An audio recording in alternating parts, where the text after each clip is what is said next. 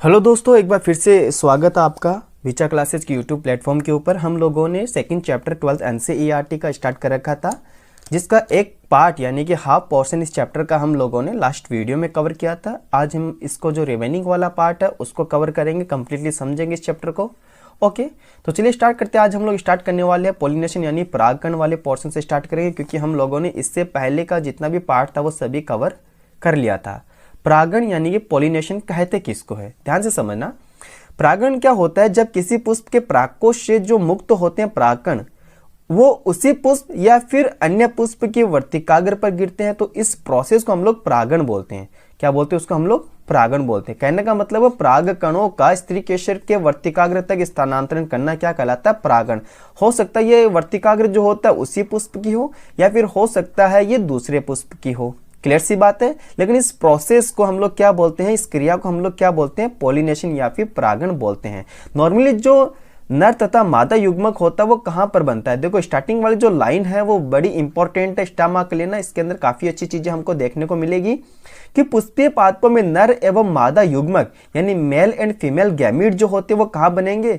Male gamete तो बनता है परागकण के अंदर, और फीमेल गैमीट हमको देखने को मिलता है भ्रूण कोश यानी कि एम्ब्रियो सेक के अंदर, जो दोनों ही कैसे होते हैं? एचएल यानी कि नॉन मोटाइल होते हैं। परागकण को हम लोग क्या बोलते हैं बच्चों? याद रखना, परागकण को हम लोग बोलते हैं मेल गैमिटोफाइट। क्या बोलते हैं? Male gametophyte.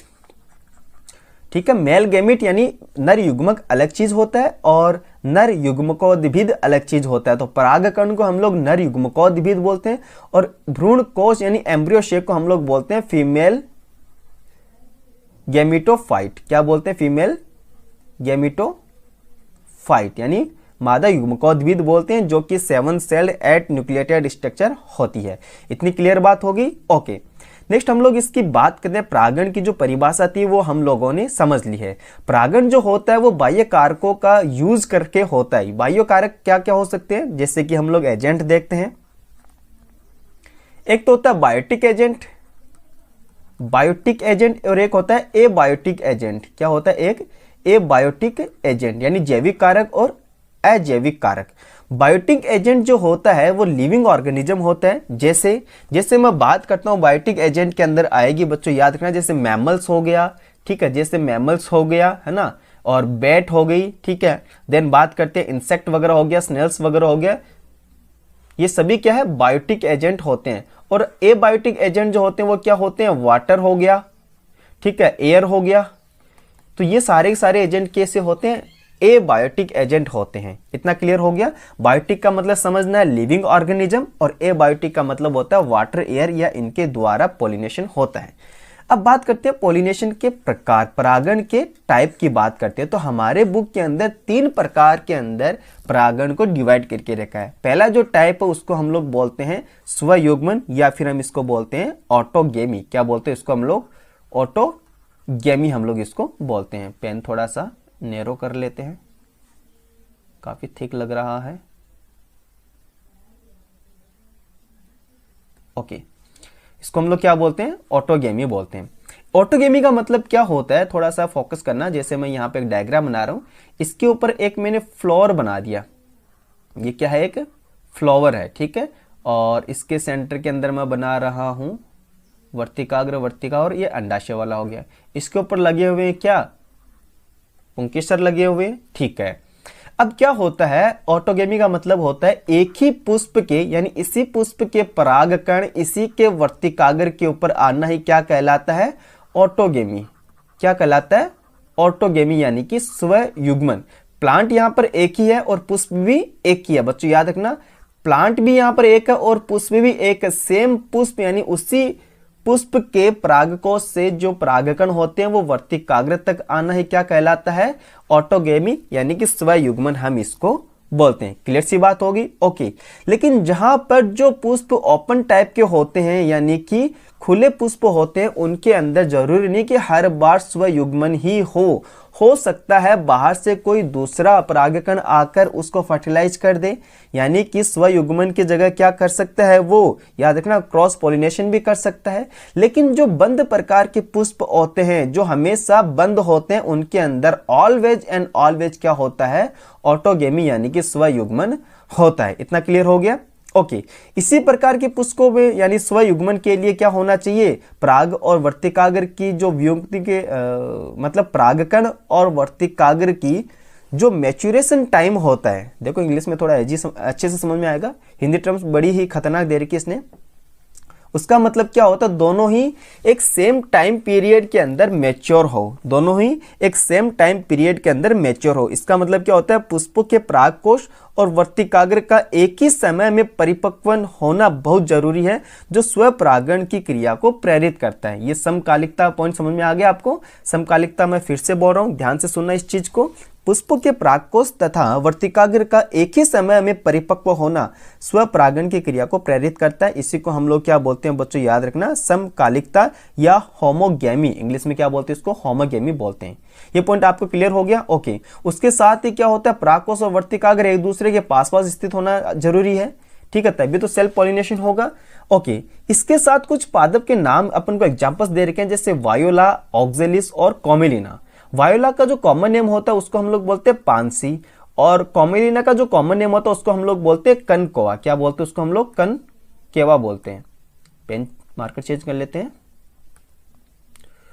ओके, क्या बोलते हैं उसको हम लोग, कनकोआ बोलते हैं। इसके अंदर दो टाइप के फ्लावर प्रेजेंट होते हैं, जैसे कि आपको ये एक डायग्राम दे रखा है। ओके, इसके अंदर दो टाइप के फ्लावर देखने को मिल रहे हैं। ऊपर वाला यानी कि जो ये देखो, नीचे वाला तो हो गया अर्थ वाला, ऊपर वाला हो गया जो भूमि के ऊपर वाला पार्ट है। ये तो भूमिगत पार्ट है, ये भूमि के ऊपर वाला पार्ट है। तो इसके अंदर जो भूमि के ऊपर वाला पार्ट के अंदर जो पुष्प दिख रहा है अपन को, ये कैसा होता है बच्चों, याद रखना, ये पुष्प होता है चेस्मोगेमी, यानी खुले पुष्प का होना। इसको हम लोग क्या बोलते हैं, चेस्मोगेनी, ठीक है। तो इसको हम लोग क्या बोलते हैं बच्चों, याद रखना, इंग्लिश में बोलते हैं इसको चेस्मोगेमी, यानी ऐसे फ्लावर है जो ओपन होते हैं, उसको क्या बोलते हैं, चेस्मोगेमी। और यहां पर ध्यान से देखो, ये फ्लावर कैसे होते हैं, बंद होते हैं। जो भूमिगत फ्लावर होते हैं, पुष्प होते हैं, वो क्लोज होते हैं, बंद होते हैं। इनको हम लोग बोलते हैं क्लिस्टोगेमी। क्या बोलते हैं इनको हम लोग, क्लिस्टोगेमी बोलते हैं, ठीक है ना। इंग्लिश टर्म्स भी आप साथ में याद रख सकते हो, इजी रहेगा आपको, ठीक है। तो ऐसे फ्लावर के अंदर, ऐसे प्लांट के अंदर, जैसे वायोला हो गया, ऑक्जिलिस हो गया, कॉमेलिना हो गया, जिनमें दो प्रकार के पुष्प देखने को मिल रहे हैं। एक तो होता है चेस्मोगेमी जो ओपन होते हैं, और एक होता है क्लिस्टोगेमी जो क्लोज होते हैं, बंद होते हैं। इतना क्लियर हो गया? ओके। अगर जो क्लिस्टोगेमी टाइप के पुष्प होते हैं, जो कभी भी अनावर्त नहीं होते, कभी भी ओपन नहीं होते, इस प्रकार के पुष्पों में परागकोश एवं वर्तिकाग्र एक दूसरे के बिल्कुल नजदीक स्थित होते हैं। जब पुष्प कलिका में परागकोश स्फुटित होता है, तब परागकण जो होता है वो कहां पर आ जाएगा, वर्तिकाग्र के संपर्क में आता है, और क्या हो जाता है, परागण हो जाता है। लेकिन एक चीज याद रखना, अगर जिस स्पीसीज के अंदर, जिस भी पादप के अंदर बार बार निरंतर अगर स्वयुग्मन होता है, तो एटलीस्ट किस चीज को कॉज करता है बच्चों, याद रखना, वो कॉज करेगा इनब्रीडिंग डिप्रेशन को। किसको कॉज करेगा, इनब्रीडिंग डिप्रेशन को, ठीक है। किसको कोज करेगा, वो इनब्रीडिंग डिप्रेशन को कोज करता है बच्चों, याद रखना, इनब्रीडिंग डिप्रेशन को वो कोज करता है। पॉइंट क्लियर हुआ? ओके। नेक्स्ट आगे चलते हैं हम लोग। तो जो क्लिस्टोगेमी टाइप के पुष्प होते हैं, जो हमेशा क्लोज रहते हैं, उनके अंदर हमको किसी भी पॉलिनेटर की आवश्यकता नहीं होती है, किसी भी फैक्टर या कार्य की एजेंट की आवश्यकता नहीं होती है। उनके अंदर बीज पैदा अपने आप हो जाएंगे, क्योंकि वहां पर एक जगह से दूसरे जगह तक परागकणों को लेकर जाने की आवश्यकता नहीं होती है। क्लियर हो गया? ओके। नेक्स्ट हम लोग बात करते हैं सजात पुष्पीय परागण। किसकी बात करते हैं, सजात पुष्पीय परागण। तो पहले बात करते हैं सजात पुष्पीय परागण को इंग्लिश में क्या बोलते हैं, याद रखना, जिटेनोगेमी बोलते हैं बच्चों। क्या बोलते हैं इसको, मैं यहां पे लिख भी रहा हूं,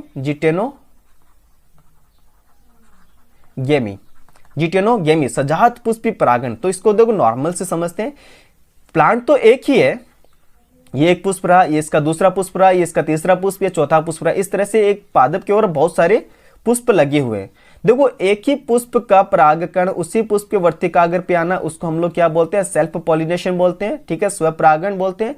और सजात पुष्पी परागण क्या होता है, एक ही पुष्प के परागकण उसी पौधे के दूसरे पुष्प के ऊपर जाता है। याद रखना, एक ही पौधे के परागकण एक पुष्प से उसी पौधे के दूसरे पुष्प के ऊपर वर्तिकाग्र पर जाता है, उसको हम लोग क्या बोलते हैं, सजात पुष्पी परागकण या परागण बोलते हैं। क्लियर हुआ? तो उसको क्या बोलते हैं, सजात पुष्पी परागण बोलते हैं। तो एक ही पादप के एक पुष्प के परागकणों का दूसरे पुष्प के वर्तिकाग्रों तक स्थानांतरण, दूसरे पुष्प समझना यहां पर उसी पादप के, यहां पर भी नोट कर लेना, उसी पादप के दूसरे पुष्प के वर्तिकाग्र तक पहुंचना क्या कहलाता है, सजात पुष्पी परागण कहलाता है। इतना पॉइंट क्लियर हो गया? ओके।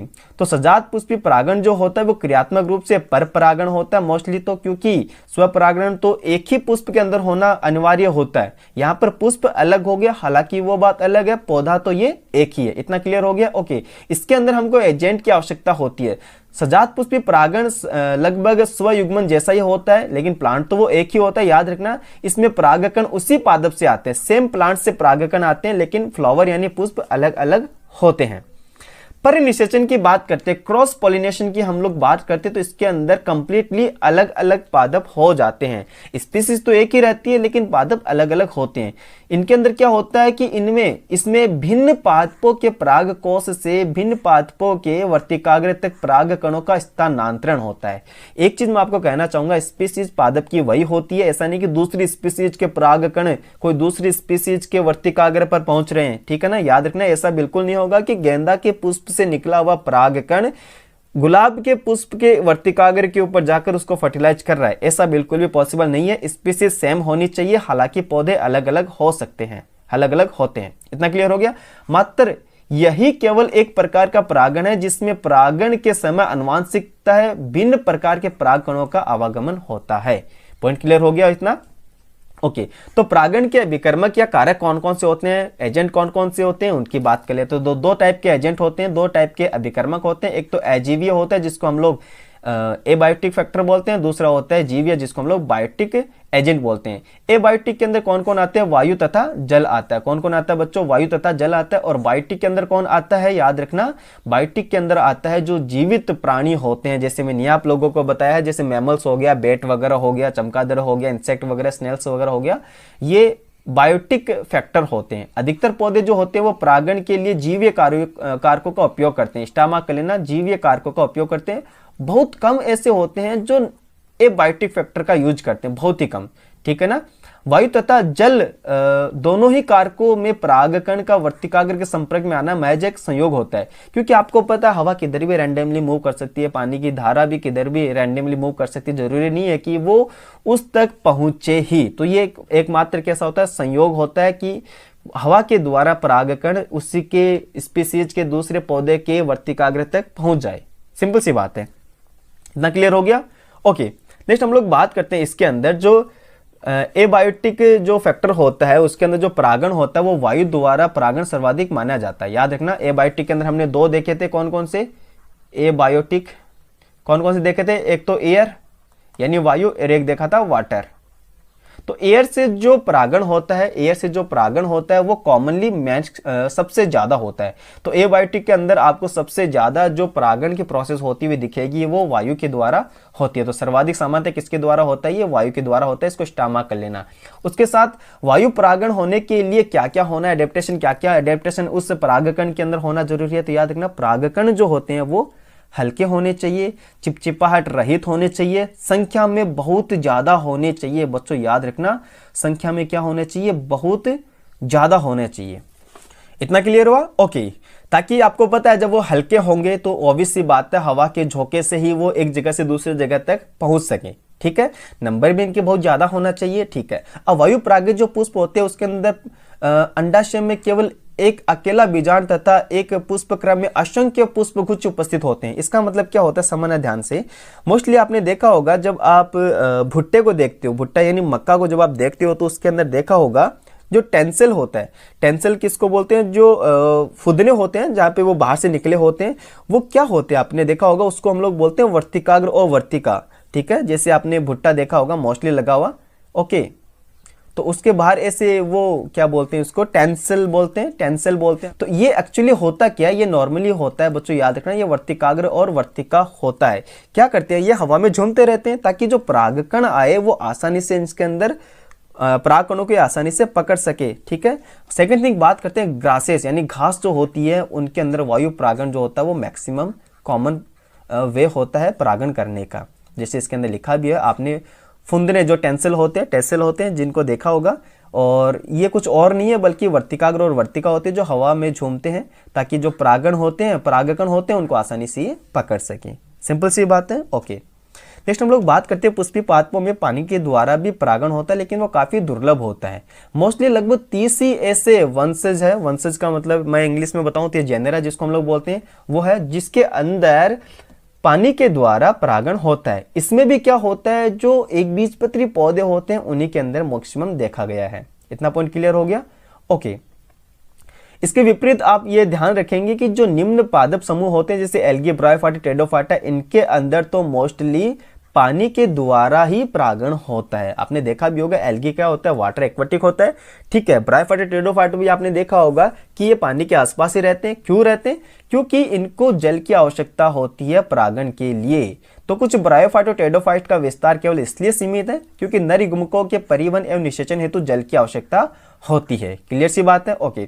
तो जल परागित पादप के अंदर कुछ एग्जांपल दे रखा है जैसे वेलिसनेरिया और हाइड्रिला। ये जो डायग्राम दे रखा है आपको, दोनों डायग्राम वेलिसनेरिया के हैं बच्चों, याद रखना। इसके अंदर आप देखोगे कि यहाँ पर देखो ये पूरा पानी के अंदर और बाहर पानी की सतह के ऊपर क्या लगे हुए, इनके वर्तिकाग्र वाला पोर्शन है। तो जो परागकण आएगा, यहाँ पर मान लो पानी की सतह पर परागकण है, तो ये तैरता तैरता आएगा कभी न कभी इसके पास और इसको फर्टिलाइज कर देगा। सिंपल सी बात है, ओके।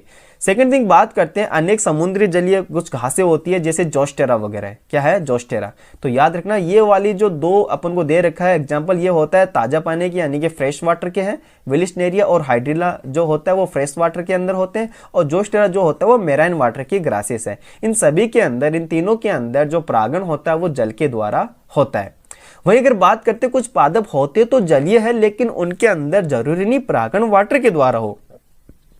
जैसे वाटर हाइसिंथ हो गया या फिर वाटर लिली हो गया जिसको हम लोग मुकुदनी बोलते हैं।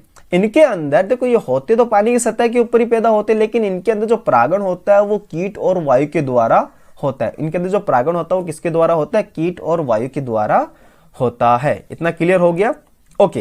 नेक्स्ट हम लोग बात करते हैं, जैसे हमने ऑलरेडी बात कर ली थी वेलिसनेरिया के बारे में। इसने फिर से यही बताया कि एक प्रकार के जलीय परागण में मादा पुष्प एक लंबे डंठल, देखना ध्यान से, ऊपर में डायग्राम में आपको लेके जाता हूँ। ये जो मादा पुष्प होता है ये देखो लंबे डंठल, देखो लंबे डंठल दिख रहा है सेंटर वाला पोर्शन, ये यहाँ पे भी देख सकते हो लंबे डंठल द्वारा जल की सतह पर आ जाते हैं, और नर पुष्प या परागकण जो होता है वो पानी की सतह पर अवमुक्त होकर आ जाते हैं। एग्जाम्पल याद रखना वेलिसनेरिया, ये वेलिसनेरिया है, ठीक है, ये क्या है, वेलिसनेरिया होता है, ओके। नेक्स्ट हम लोग बात करते हैं कुछ समुद्री घास जो होती है, सी ग्रासेस जिसको बोलते हैं, उनके अंदर मादा पुष्प जल की सतह के नीचे रहते हैं। देखो जल की सतह के ऊपर कौन कौन से पुष्प आगे, कौन कौन से पादप आगे आपको ध्यान रखना है। एक तो याद रखना है वेलिसनेरिया, हाइड्रिला याद रखना और जोस्टेरा याद रखना, ठीक है। और साथ ही साथ बात करते हैं इनके अंदर तो जल के द्वारा होती है, और उसके बाद बात करते हैं वाटर हाइसिंथ हो गया और वाटर लिली जो होता है, उनके अंदर होते तो ये जलीय पौधे हैं, लेकिन इनके अंदर परागण जो होता है वो कीट और वायु के द्वारा होता है। समुद्री घास जो होती है, सी ग्रासेस जो होती है, ये पानी के अंदर होती है। कहाँ होती है बच्चों, ये पानी के अंदर होती है। नेक्स्ट हम लोग बात करते हैं इनके ऊपर श्लेष्मा का आवरण होता है जो पानी से सुरक्षा प्रदान करता है। ऑब्वियस सी बात है, जो जल के अंदर परागण होता है तो उसके अंदर जो परागकण होते हैं उनके ऊपर एक जिलेटिन सा आवरण होता है, श्लेष्मा का आवरण बना होता है जो उसको जल से प्रोटेक्ट करने का काम करते हैं।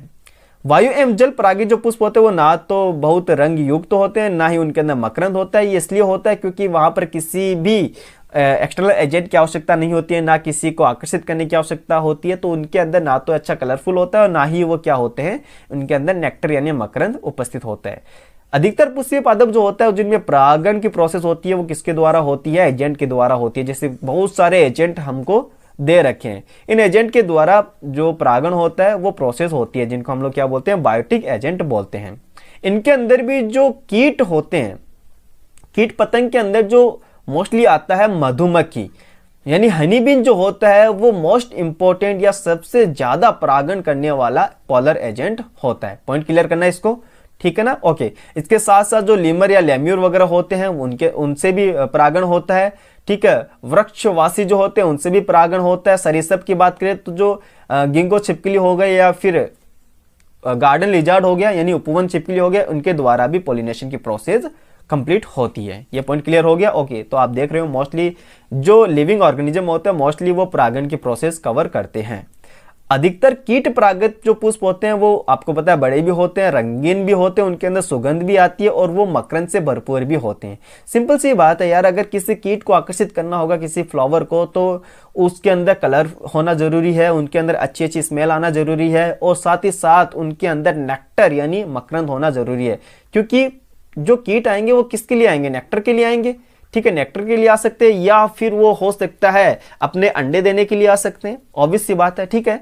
तो जो पुष्प होता है उसकी साइज भी बड़ी होना बहुत ज्यादा जरूरी हो गए। जब पुष्प छोटे होते हैं तब अनेक पुष्प एक पुष्प वृंत से समूहबद्ध होकर अधिक उभर आते हैं, यानी कि वो ग्रुप सा अपन को देखने को मिलता है। सिंपल सी बात है। और जो कीट होते हैं वो इन्हीं पुष्पों की ओर आकर्षित होते हैं। अब देखो, मक्खियों एवं बीटल जो होते हैं वो परागित होने वाले पुष्प मलिन गंध से स्त्रावित करते हैं। कौन सी गंध? यहां से क्वेश्चन आपको पूछ सकता है। मलिन गंध स्त्रावित करते हैं, ठीक है ना। तो मधुमक्खियों या फिर जो मक्खी होता है, जो बीटल्स होता है, उनसे जो परागित होने वाले पुष्प होते हैं वो कौन सी गंध स्त्रावित करते हैं? मलिन गंध। कौन सी गंध स्त्रावित करते हैं बच्चों? मलिन गंध स्त्रावित करते हैं, जिससे ये प्राणी क्या होते हैं? आकर्षित होते हैं। ओके, नेक्स्ट हम लोग बात करते हैं। अब जैसे वो आकर्षित होते हैं तो पुष्पों को भी कुछ लाभ होता है और कुछ लाभ उन कीटों को भी होता है। पुष्पों को क्या लाभ होता है? उनका पॉलिनेशन आसानी से हो जाता है और उनको क्या मिल जाता है? मकरंद वगैरह मिल जाता है। क्लियर सी बात है। ओके, नेक्स्ट हम लोग बात करते हैं इसके अंदर। अब देखो, जो इंसेक्ट वगैरह होते हैं, जो कीट वगैरह होता है, वो आएंगे कहां पर? इन पुष्पों के ऊपर आएंगे। जैसे पुष्प के ऊपर आते हैं तो उनके शरीर के ऊपर क्या चिपक जाते हैं? परागकण चिपक जाते हैं। वहां से वो उड़ते हैं और कहां पे आते हैं? दूसरे पुष्प के ऊपर आते हैं। दूसरे पुष्प की वर्तिकाग्र के जैसे संपर्क में आएगा तो ये परागण कंप्लीट हो जाता है। ऑब्वियस सी बात है, सिंपल एकदम। तो कुछ प्रजाति के अंदर एक पुरस्कार, अब देखो सीधी सी बात है, एक एग्जाम्पल दे रखा आपको, एमोर्फोफिलस। एमोर्फोफिलस जो प्लांट होता है इसका पुष्प लंबा होता है, यानी कि मोस्टली 6 फीट लंबा इसका पुष्प होता है, ठीक है ना। क्या होता है? 6 फीट लंबा इनका पुष्प होता है। और ये जो पुष्प होता है, ये जो इंसेक्ट वगैरह होते हैं, कीट वगैरह होते हैं, इनको रहने के लिए एक जगह प्रोवाइड करवाता है। ठीक ऐसा ही एक संबंध देखा जाता है सलब यानी कि मौत। सलब यानी कि क्या होता है? मौत और युक्का पादप के बीच में। देखो, ये एक दूसरे का म्यूचुअलिज्म में रिलेशनशिप होता है। आप लोग इकोलॉजी में पढ़ोगे, जो कि 12th एनसीईआरटी के लास्ट में 4 चैप्टर दे रखे हैं, वहां पर आप लोगों को पहले ही चैप्टर के अंदर देखने को मिलेगा। मौत और युक्का के अंदर जो रिलेशन होता है वो म्यूचुअलिज्म का होता है। मौत क्या करता है? युक्का प्लांट के अंदर अपने अंडे देता है और साथ ही साथ उस प्लांट का पॉलिनेशन भी करता है। सिंपल सी बात है। मौत जो होता है उसके अंदर वो अंडे देता है और साथ ही साथ उनका ये पॉलिनेशन भी कर देता है। तो ये एक दूसरे का म्यूचुअलिज्म रिलेशनशिप को शो करता है। ओके, नेक्स्ट हम लोग बात करते हैं, ये पैरा के अंदर कुछ ज्यादा खास दे नहीं रखा है। ओके, तो आप इसको एक बार रीड आउट कर सकते हो, रीड एंड डाइजेस्ट। नेक्स्ट हम लोग बात करते हैं बही प्रजनन युक्तियां। ओके, तो अब हम बात करते हैं आउट ब्रीडिंग डिवाइस की। तो क्या बात करेंगे अब हम लोग? Out breeding device. तो बही प्रजनन युक्तियों को क्या बोलते हैं? आउट ब्रीडिंग डिवाइस की बात करते हैं। ओके, तो देखो, अधिकतर जो पुष्पीय पादप होते हैं वो उभयलिंगी होते हैं। उभयलिंगी का मतलब क्या होते हैं? इनके अंदर एंड्रोसियम भी प्रेजेंट होता है और गाइनोसियम भी प्रेजेंट होते हैं, जो कि काफी हद तक उसी पुष्प के वर्तिकाग्र के संपर्क में आ जाते हैं। यानी कि जो परागकण होते हैं वो उसी पुष्प के वर्तिकाग्र के संपर्क में आ जाता है, जिससे क्या होता है? स्वपरागण की प्रोसेस होती है। और बार बार अगर जो स्वपरागण होता है तो किस चीज को वो कॉज करता है बच्चों? याद रखना, वो चला जाता है इन ब्रीडिंग डिप्रेशन के अंदर। इन ब्रीडिंग डिप्रेशन, ठीक है। इन ब्रीडिंग डिप्रेशन इसके अंदर देखने को मिलता है। तो क्या करते हैं पादप? क्या करते हैं? वो अपने आप ही कुछ ऐसे उपाय विकसित कर लेते हैं जिससे स्वपरागण को रोक सके और परपरागण को बढ़ा सके। बच्चों याद रखना, पादप द्वारा खुद ही ऐसे एडेप्टेशन कर लिया जाता है जो स्वपरागण को रोकता है और परपरागण को प्रमोट करने का काम करता है। जैसे कि बात करते हैं समकालिक नहीं होना। जो नर युग्मक और मादा युग्मक होना, यानी कि बात करते हैं परागकण और वर्तिकाग्र का एक ही समय पर मैच्योर नहीं होना, पहला एडेप्टेशन तो ये होता है। सो ऑब्वियस सी बात है, जब एक ही समय पर एक पुष्प के अंदर परागकण और वर्तिकाग्र मैच्योर नहीं होंगे तो उसके परागकण उसी की वर्तिकाग्र पे नहीं आएंगे, तो अवश्य बात है स्वपरागण वहां पर नहीं हो पाएगा। क्लियर सी बात है। ओके, सेकंड थिंग बात करते हैं इसके अंदर कुछ जो स्पीसीज होते हैं उनके अंदर परागकोश और वर्तिकाग्र अलग अलग स्थान पर होते हैं। यानी कि क्या होता है, समझना ध्यान से, जैसे कि ये वर्तिकाग्र है, वर्तिका और अंडाशय वाला पोर्शन हो गया, और उसका जो परागकण होता है वो यहां से निकलता है, पोलन जो एंथर होता है वो दूर होता है, ठीक है, बहुत लंबा होता है। तो जब इसके अंदर स्फुटन होता है तो इसके परागकण इसके वर्तिकाग्र पर नहीं आ पाते, वो अलग झड़ जाते हैं। तो ये भी एडेप्टेशन यहाँ पे देखने को मिलता है। या कई दफा ऐसा होता है कि इसकी जो वर्तिकाग्र यानी जो वर्तिका वाला पार्ट होता है ये काफी लंबा होता है और जो पुंकेसर वाला पार्ट होता है वो छोटा हो जाता है, तो यहां तक पहुंचने में भी उसको प्रॉब्लम होती है। तो याद रखना, कुछ प्रजाति के अंदर परागकोश और वर्तिकाग्र अलग अलग स्थानों के ऊपर स्थित होती है। इससे उसी पादप के पराग जो होते हैं वो वर्तिकाग्र के संपर्क में नहीं आ पाते। तो ये भी एक एडेप्टेशन है, सिंपल सी बात है। और दोनों ये जो प्रोसेस है ये स्वयुग्मन यानी कि ऑटोगेमी को रोकती है। अंतःप्रजनन रोकने का तीसरा जो साधन है वो क्या होता है, असामंजस्य। देखो, असामंजस्य को हम लोग इंग्लिश में बोलते हैं इनकम्पेटेबिलिटी। क्या बोलते हैं बच्चों, इसको हम लोग इनकम्पेटेबिलिटी बोलते हैं। इसका मतलब क्या होता है कि एक वंशानुगत प्रक्रम होता है जो कि स्वपरागण को रोकता है। कैसे, उसी पादप या उसी पुष्प के अन्य पुष्प से जहां बीजांड के निषेचन को पराग अंकुरण या स्त्रीकेसर में पराग नलिका की वृद्धि को रोक देता है। मान लो ध्यान से देखना, ये वर्तिकाग्र वर्तिका अंडाशय है, ठीक है, और इसी का हो सकता है परागकण हो, या फिर इसी पुष्प का हो सकता है इसी पादप के दूसरे पुष्प का परागकण हो, यहां पर आ जाए, इसके ऊपर आ जाता है। तो ये क्या करेगा, इनके पास इतनी एबिलिटी होती है कि ये अपने ही यानी खुद के ही परागकणों को यहां पर अंकुरित होने से रोक देगा, तो याद रखना, पराग नलिका की वृद्धि को ये रोक देते हैं। सिंपल सी बात है। तो ये प्रोसेस भी क्या होती है, स्वपरागण को रोकने के लिए सही है। देन बात करते हैं एक लिंगी पुष्पों का उत्पादन। अगर इनके अंदर एक फ्लावर के अंदर एक ही मेल गेमेटोफाइट या फिर फीमेल गेमेटोफाइट ही होगा तो ऑब्वियस सी बात है सेल्फ पॉलिनेशन बिल्कुल भी नहीं होगा। समझना ध्यान से, अगर एक ही पौधे पर नर एवं मादा दोनों ही पुष्प उपलब्ध हो, तो जैसे एग्जांपल दे रखा है कैस्टर वगैरह दे रखा है, मक्का वगैरह दे रखा है। ओके, इसके कहना क्या चाहता है, समझना ध्यान से। इसका मतलब होता है ये कोई एक प्लांट है, इसके ऊपर ये पुष्प लगे हों बहुत सारे, ठीक है। तो इस पुष्प के अंदर केवल एक ही सेक्स ऑर्गन प्रेजेंट होता है, चाहे वो मेल सेक्स ऑर्गन हो या फिर फीमेल हो। इस पुष्प के अंदर एक ही सेक्स ऑर्गन प्रेजेंट होता है, चाहे वो मेल सेक्स ऑर्गन हो या फिर फीमेल सेक्स ऑर्गन हो, ठीक है, समझ गए। तो उभय लिंगाश्रय को इंग्लिश में क्या बोलते हैं, मोनोसियस बोलते हैं। इसका मतलब क्या होता है, एक ही पादप के ऊपर दोनों प्रकार के पुष्प उपस्थित होते हैं, यानी मेल भी होते हैं और फीमेल भी होते हैं, ठीक है। यानी कि ये क्या करते हैं, फिर देखो स्वपरागण को तो ये रोक देते हैं, लेकिन सजात पुष्पी परागण को नहीं रोक पाते। स्वपरागण का मतलब क्या होता है, यहां पर तो केवल नर युग्मक ही मिलेंगे, यहां पर केवल मादा युग्मक ही मिलेंगे। तो ऑब्वियस सी बात है, इसके अंदर नर वाला तो है ही नहीं मादा वाले के अंदर, और नर वाले के अंदर मादा युग्मक तो है ही नहीं, तो ऑब्वियस सी बात है स्वयुग्मन तो नहीं होगा, लेकिन इसके परागकण इसके वर्तिकाग्र पर तो जा ही सकते हैं, यानी कि सजात पुष्पी परागण को तो करा सकते हैं, लेकिन स्वपरागण को ये रोक देता है। देखो, साथ ही साथ बात करते हैं कुछ ऐसी भी स्पीसीज होते हैं जिनके अंदर, जैसे पपीता की बात करते हो तो एक पौधे के अंदर केवल नर पुष्प भी होंगे, दूसरे पौधे के अंदर केवल मादा पुष्प भी होंगे। क्लियर सी बात है। ओके, तो याद रखना पपीता के अंदर कैसे देखा गया कि एक प्लांट के ऊपर मान लो कंप्लीटली जितने फ्लावर है वो मेल फ्लावर है, एक प्लांट के अंदर कंप्लीटली फीमेल फ्लावर है, तो ऑब्वियस सी बात है ना तो यहाँ पर हमको स्वपरागण देखने को मिलेगा और ना ही यहाँ पर हमको सजात पुष्पी परागण देखने को मिलेगा। तो ये कौन से पॉलिनेशन को प्रेरित करते हैं, याद रखना क्रॉस पॉलिनेशन को प्रेरित करते हैं, ठीक है ना, क्रॉस पॉलिनेशन को ये प्रेरित करते हैं। नेक्स्ट हम लोग बात करते हैं प्राग स्त्रीकेशर संकर्षण। इसका मतलब क्या होता है, इसको हम लोग बोलते हैं पोलन पिस्टिल इंटरेक्शन। ध्यान से सुनना, परागण जो होता है, पॉलिनेशन जो होता है, बिल्कुल सही प्रकार के पराग कणों का स्थानांतरण सुनिश्चित नहीं करता।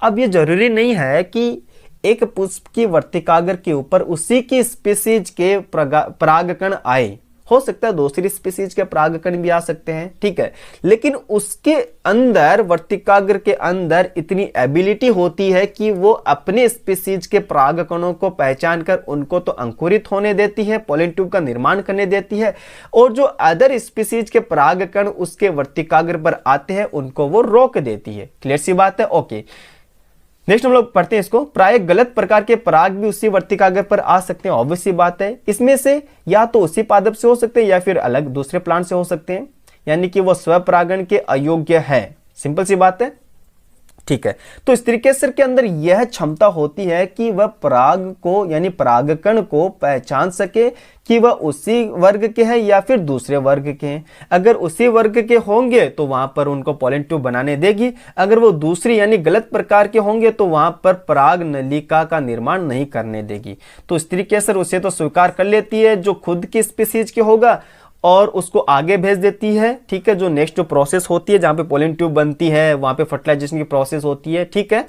निषेचन के बाद की जो घटना होती है, निषेचन और निषेचन के बाद की जो घटना होती है उसको तो वो कंप्लीटली प्रोसेस करने देती है। लेकिन जब दूसरे परागकण आ जाते हैं तो स्त्रीकेसर वर्तिकाग्र पर जब दूसरे परागण आ जाते हैं तो उसकी जो पॉलन ट्यूब होती है उसकी वृद्धि को वो रोक देगा और उसको वो अस्वीकार कर देगा, उसको रिजेक्ट कर देगा। तो यानी इतनी एबिलिटी एक वर्तिकाग्र के पास होती है कि वह पहचान सके कि ये जो परागकण आया है वो मेरी स्पीसीज का है या फिर दूसरी स्पीसीज का है, ठीक है। सिंपल सी बात है, अगर वो उसी की स्पीसीज का होगा तो वो उसके आगे फर्टिलाइजेशन और फर्टिलाइजेशन के बाद की जितनी भी घटना है उसको वो कंप्लीटली करने देगा। अगर वो दूसरी स्पीसीज के परागकण है तो वो उनको वहीं पे रिजेक्ट कर देगी और उनकी जो पॉलन ट्यूब होती है उसको ग्रोथ भी नहीं होने देगी। क्लियर सी बात है? ओके, नेक्स्ट हम लोग बात करते हैं कि जो सुयोग्य परागण का मतलब क्या होता है कि उसी का जो परागकण होता है यानी उसी स्पीसीज का जो परागकण होता है वो उसी स्पीसीज के वर्तिकाग्र के ऊपर पहुंच गया। तो ऐसे जो परागण होता है यानी इसके अंदर क्या होता है, परागकण वर्तिकाग्र पर आ गया।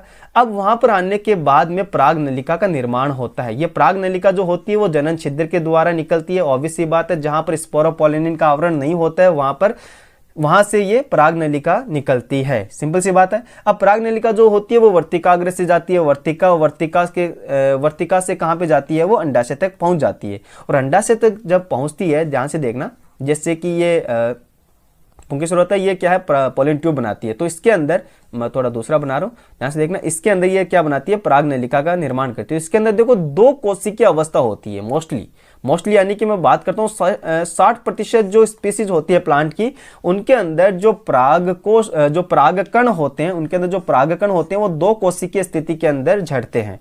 एक तो होती है उनमें कायिक कोशिका और एक होती है जनन कोशिका। और जो बचे हुए 40% जो स्पीसीज होते हैं, प्लांट की स्पीसीज होते हैं, उनके अंदर 3 कोशिका अवस्था में झड़ते हैं, जिनमें से 2 तो नरयुग्मक होते हैं और एक क्या होता है, कायिक कोशिका होती है, ठीक है।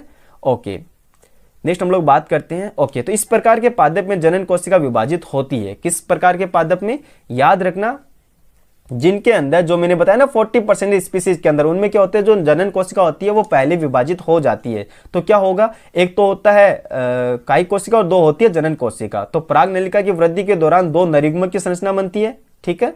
क्या बनती है, 2 नरयुग्मक की संरचना बनती है। तो इन पादपों के अंदर जो परागकण होते हैं वो 3 कोशिकीय स्थिति में झड़ते हैं, जिनमें से क्या होते हैं, 2 तो नरयुग्मक होते हैं और एक क्या होते हैं, कायिक कोशिका होती है। इतना क्लियर होगा।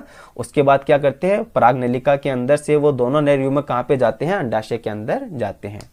अब जो कुछ डायग्राम हमको दिखा रखा है, अच्छे से इनको देखते हैं। पहला जो डायग्राम होता है, ध्यान से देखना, ये डायग्राम दे रखा है परागकणों का वर्तिकाग्र पर अंकुरण। जो परागकण होते हैं वो इस वर्तिकाग्र के ऊपर अंकुरित हो रहे हैं और यहाँ पर निर्माण करें पराग नलिका की। ये देखो पॉलन ट्यूब का निर्माण हो रहा है। यहाँ पर एक हमको स्त्रीकेसर के अनुप्रस्थ काट का चित्र दिखाया गया है, फिगर दिखाया गया है, जिसके अंदर पराग नलिका की वृद्धि हो रही है।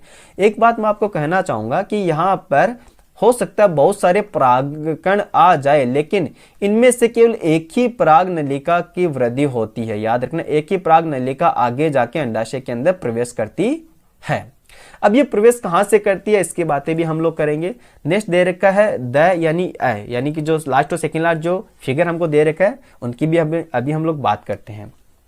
समझना ध्यान से, पराग नलिका जो होती है वो अंडाशय में प्रवेश के पश्चात क्या करती है, बीजांड द्वार के माध्यम से बीजांड में प्रवेश करती है, ठीक है। तो यहां पर मैं आपको बात करता हूं, ये ध्यान से देखना, ये जो पोर होता है, ये जो क्षेत्र होता है, इसको बोलते हैं हम लोग माइक्रोपाइल पोर, ठीक है। माइक्रोपाइल रीजन वाला होता है और इसके अपोजिट वाला होता है चेलेजा वाला होता है। तो ये माइक्रोपाइल की तरफ से बीजांड द्वारी, देखो जैसे हमने एक कंप्लीटली, याद करो हम लोगों ने लास्ट लेक्चर के अंदर कंप्लीटली एक स्ट्रक्चर देखी थी जिसके अंदर 7 कोशिका और 8 केंद्रक युक्त थी, ठीक है ना, जिसमें क्या था 7 कोशिका और 8 केंद्रक युक्त थी। तो स्त्री केसर के अनुप्रस्थ काट का हमने कंप्लीटली उसके अंदर डायग्राम देखा था। तो मैं यहाँ पर वो डायग्राम फिर से एक बार बना रहा हूँ, ध्यान से देखना। ये सेंटर वाला पार्ट हो गया जिसको हम लोग क्या बोलते हैं, एम्ब्रियो सैक बोलते हैं, जिसके अंदर 3 सेल इधर होती है, 3 सेल इसके अपोजिट पोल की तरफ होती है और एक कोशिका बीच में होती है, बाइपोलर। अगर मैं इधर वाला जो पोल होता है, पोर्शन होता है, उसको मैं बात करता हूँ माइक्रोपाइल बनाऊं, तो यहाँ पर आपको पता है इंटेग्यूमेंट प्रेजेंट नहीं होती है, ठीक है। तो जिधर इंटेग्यूमेंट एब्सेंट होती है उधर क्या होता है बच्चों, याद रखना, उधर होता है, ये आप थोड़ा सा समझ जाना, ठीक है, ओके। सेंटर के अंदर ये देखो ध्यान से, इसको बोलते हैं, बीच वाली जो सेंटर सेल होती है उसको बोलते हैं एग सेल, ठीक है, अंडकोशिका बोलते हैं। इसके पास वाली जो 2 कोशिका होती है उनको हम लोग बोलते हैं सिनर्जिड सेल बोलते हैं। और इनके अपोजिट पोल के ऊपर जो चिलेजा वाले पोल के ऊपर जो सेल होती है उनको हम लोग एंटीपोडल बोलते हैं। बीच वाली जो होती है पोलर न्यूक्लियाई होती है। क्लियर सी बात है, ओके। ध्यान से देखना अभी। तो इसके अंदर जो पोलन ट्यूब आती है, जो पोलन ट्यूब आती है बच्चों याद रखना, वो पोलन ट्यूब किधर से आती है, इसके माइक्रोपाइल वाले साइड से इंटर करती है। अंडाशय के अंदर किधर से इंटर करती है, जो माइक्रोपाइल होता है, बीजांड द्वारी भाग होता है, उधर से ये इंटर करती है। अब इसके पास वाली जो कोशिका होती है, याद रखना, ये जो सिनर्जिड सेल होती है, इनके पास फिलीफॉर्म अपरेटस, याद रखना क्या होती है बच्चों, याद रखना फिलीफॉर्म अपरेटस, जिसको हम लोग क्या बोलते हैं, तंतुमय समुच्चय बोलते हैं, ये प्रेजेंट होता है। ये केमिकल स्टिमुलेट करते हैं जिससे ये पराग नली क्या होती है, इधर प्रवेश करती है। और ये इन दोनों जो कि सहायक कोशिका होती है, इन दोनों में से एक कोशिका के अंदर प्रवेश करती है, उसको रैप्चर कर देती है। जैसे एक कोशिका में प्रवेश करेगी तो यहाँ से 2 मेल गैमीट जो होते हैं वो निकलते हैं बाहर। देखो ये जो मेल गैमीट होता है, ये जो ये जो जनन कोशिका होती है, नर कोशिका होती है, 2 सेल में डिवाइड हो जाएगी, 2 मेल गेमिट बनाएगी और ये दोनों मेल गेमिट यहाँ से रिलीज होते हैं। तो एक मेल गेमिट तो जाएगा कहाँ पर, इस पोलर न्यूक्लियाई के पास, और दूसरा मेल गेमिट जाता है इस एग सेल के पास, अंड कोशिका के पास। तो ये डायग्राम हम लोग फिर से देखते हैं, ध्यान से देखना, ओके। तो कायिक कोशिका इधर से एंटर होती है, ध्यान से देखना, ये जो सेल होती है ये वाली होती है कायिक केंद्रक वाली, ठीक है। और इनके अंदर 2 युग्मक का निर्माण हो जाता है, पोलन ट्यूब के अंदर 2 युग्मक का निर्माण हो जाता है। तो ये 2 नर युग्मक जो होते हैं ये इससे एक सिनर्जिड सेल से प्रवेश करते हैं, सिनर्जिड कोशिका से प्रवेश करते हैं और इस सेल को रैप्चर कर देते हैं, इस सेल को रैप्चर कर देते हैं। इसके बाद में दोनों नर युग्मक जो होते हैं वो यहाँ पर मूव होते हैं। एक नर युग्मक तो जाता है इस एग सेल को फर्टिलाइज करके और दूसरा जाता है इस पोलर न्यूक्लियाई के पास। तो इसको फर्टिलाइज करता है तो यहाँ पर तो बनाएगा 3N और यहाँ पर बनाता है 2N। तो ये जो पोलर न्यूक्लियाई को फर्टिलाइज करता है ये आगे जाके बनाता है प्राइमरी भ्रूणपोष, याद रखना क्या बनाता है, प्राइमरी भ्रूणपोष बनाता है। और 2N जो होता है वो आगे जाके जाइगोट का निर्माण करता है। 2N का मतलब क्या होता है, जाइगोट का निर्माण हो गया जो आगे जाके एम्ब्रियो का निर्माण करता है। पॉइंट क्लियर हुआ, ओके। तो इसको हम ध्यान से पढ़ते हैं, फिर से देखते हैं। हाल ही के बहुत सारे अध्ययन ने यह दर्शाते हैं कि सहायक कोशिका के बीजांडद्वारी हिस्से पर उपस्थित तंतु रूप समुच्चय पराग नलिका के प्रवेश को दिशा निर्देशित देती है। यानी कि ये जो तंतुमय समुच्चय होता है यहाँ से कुछ केमिकल स्टिमुलेट होते हैं जो इस पराग नलिका को एक दिशा निर्देशित करती है, यानी एक दिशा प्रोवाइड करवाती है, एक वे प्रोवाइड करवाती है। अब देखो जो रसायन की उपस्थिति के अंदर मूव करे उसको हम लोग बोलते हैं कीपोट्रोमिज्म। क्या बोलते हैं उसको हम लोग, कीमोट्रोपिज्म। बच्चों याद रखना, रसायन अनुवृत्ति हिंदी में बोलते हैं, कीमोट्रोपिज्म हम इसको बोलते हैं। तो वर्तिकाग्र पर परागकण जो होते हैं वो अवस्थित होने से लेकर बीजांड में पराग नलिका के प्रवेश होने तक की सारी घटना को हम लोग क्या बोलते हैं बच्चों, याद रखना, पराग स्त्रीकेसर संकर्षण बोलते हैं। इंग्लिश में हम लोग इसको क्या बोलते हैं बच्चों, याद रखना, इंग्लिश में हम लोग इसको बोलते हैं पोलन पिस्टिल इंटरेक्शन बोलते हैं। पॉइंट क्लियर हुआ इतना, ओके। नेक्स्ट देखो, जो भी यहाँ पर हम लोगों ने एक्सप्लेन किया था वो आगे हम लोग इसको देखने वाले हैं, समझते हैं फिर से हम इसको। अब जो पराग स्त्रीकेश संकर्षण होता है ये एक गतिक प्रक्रम है। गतिक प्रक्रम का मतलब क्या होता है, यहाँ पर पोलन ट्यूब मूव करती करती करती करती कहाँ जाती है, अंडाशय के अंदर प्रवेश करती है। क्लियर सी बात हो गई, ओके। नेक्स्ट हम लोग बात करते हैं इसके अंदर, जब एक कांच की स्लाइड पर इसने बताया है कि आप ऑब्जर्व कर सकते हो कि किस तरह से पराग नलिका का निर्माण होता है, पराग कणों से पराग नलिका किस तरह से निकलती है। तो आप क्या करना, एक कांच की स्लाइड लेना, उसके ऊपर जल शर्करा का घोल रखना जो कि 10% मतलब कंसंट्रेटेड हो, याद रखना, और एक बूंद पर मटर हो सकता है या हो सकता है चना हो सकता है या बालसम हो सकता है, इनके आप पराग कणों को झाड़ना। पराग कणों को झाड़ने के बाद में 15 से 30 मिनट के बाद आप उस स्लाइड को लो पावर के सूक्ष्मदर्शी से देखना और आपको ये पता चलेगा, आपको ये दिखेगा कि पराग नलिका किस तरह से वृद्धि कर रही है। पॉइंट क्लियर हुआ? देखेंगे। ओके, नेक्स्ट हम लोग बात करते हैं दोहरा निषेचन, double fertilization. Very very very very important. तो याद रखना, जो पुष्पीय पादप होता है सबसे मोस्ट इंपॉर्टेंट यूनिक करैक्टर जो होता है उनका क्या होता है, याद रखना डबल फर्टिलाइजेशन ही होता है। इनके अंदर बात करते हैं एक सहायक कोशिका में प्रवेश करने के बाद क्या पराग नलिका, देखना फिर से स्टार्ट कर रहा हूं मैं, सपोज करना ओके ये 3 सेल इधर है, 3 सेल इधर है और सेंटर में क्या पोलर न्यूक्लियाई है।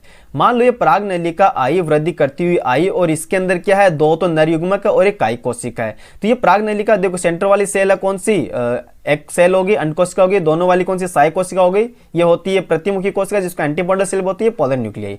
तो ये प्रवेश करती है इधर से, यहां पर लगी होती है बच्चों याद रखना फिलीफॉर्म अपरेटस। क्या लगी होती है यहाँ पर, फिलीफॉर्म अपरेटस। तो ये सेल जो होती है, ये जो परागनली जो होती है, ये इनके द्वारा रसायन स्त्रावित करती है जिसके द्वारा क्या करती है, इनके अंदर प्रवेश करती है, यहाँ पर रैप्चर हो जाती है। अब समझना, एक सहायक कोशिका में, तो एक सहायक कोशिका के अंदर ये प्रवेश करने के पश्चात परागनली द्वारा सहायक कोशिका के जीव द्रव्य में 2 नर युग्मक अवमुक्त कर दिए जाते हैं। तो अपने जो दोनों मेल गैमीट होते हैं वो इस सहायक कोशिका के अंदर वो छोड़ देते हैं, जिनमें से एक नर युग्मक किसको फर्टिलाइज करता है, एक सेल को, बीच वाले को, ये जो है ना एक सेल, बड़े वाली सेल, एक सेल को फर्टिलाइज करता है, जो क्या बनाता है आगे जाके जाइगोट का निर्माण करता है 2 1। इसको हम लोग क्या बोलते हैं, सिनगेमी बोलते हैं।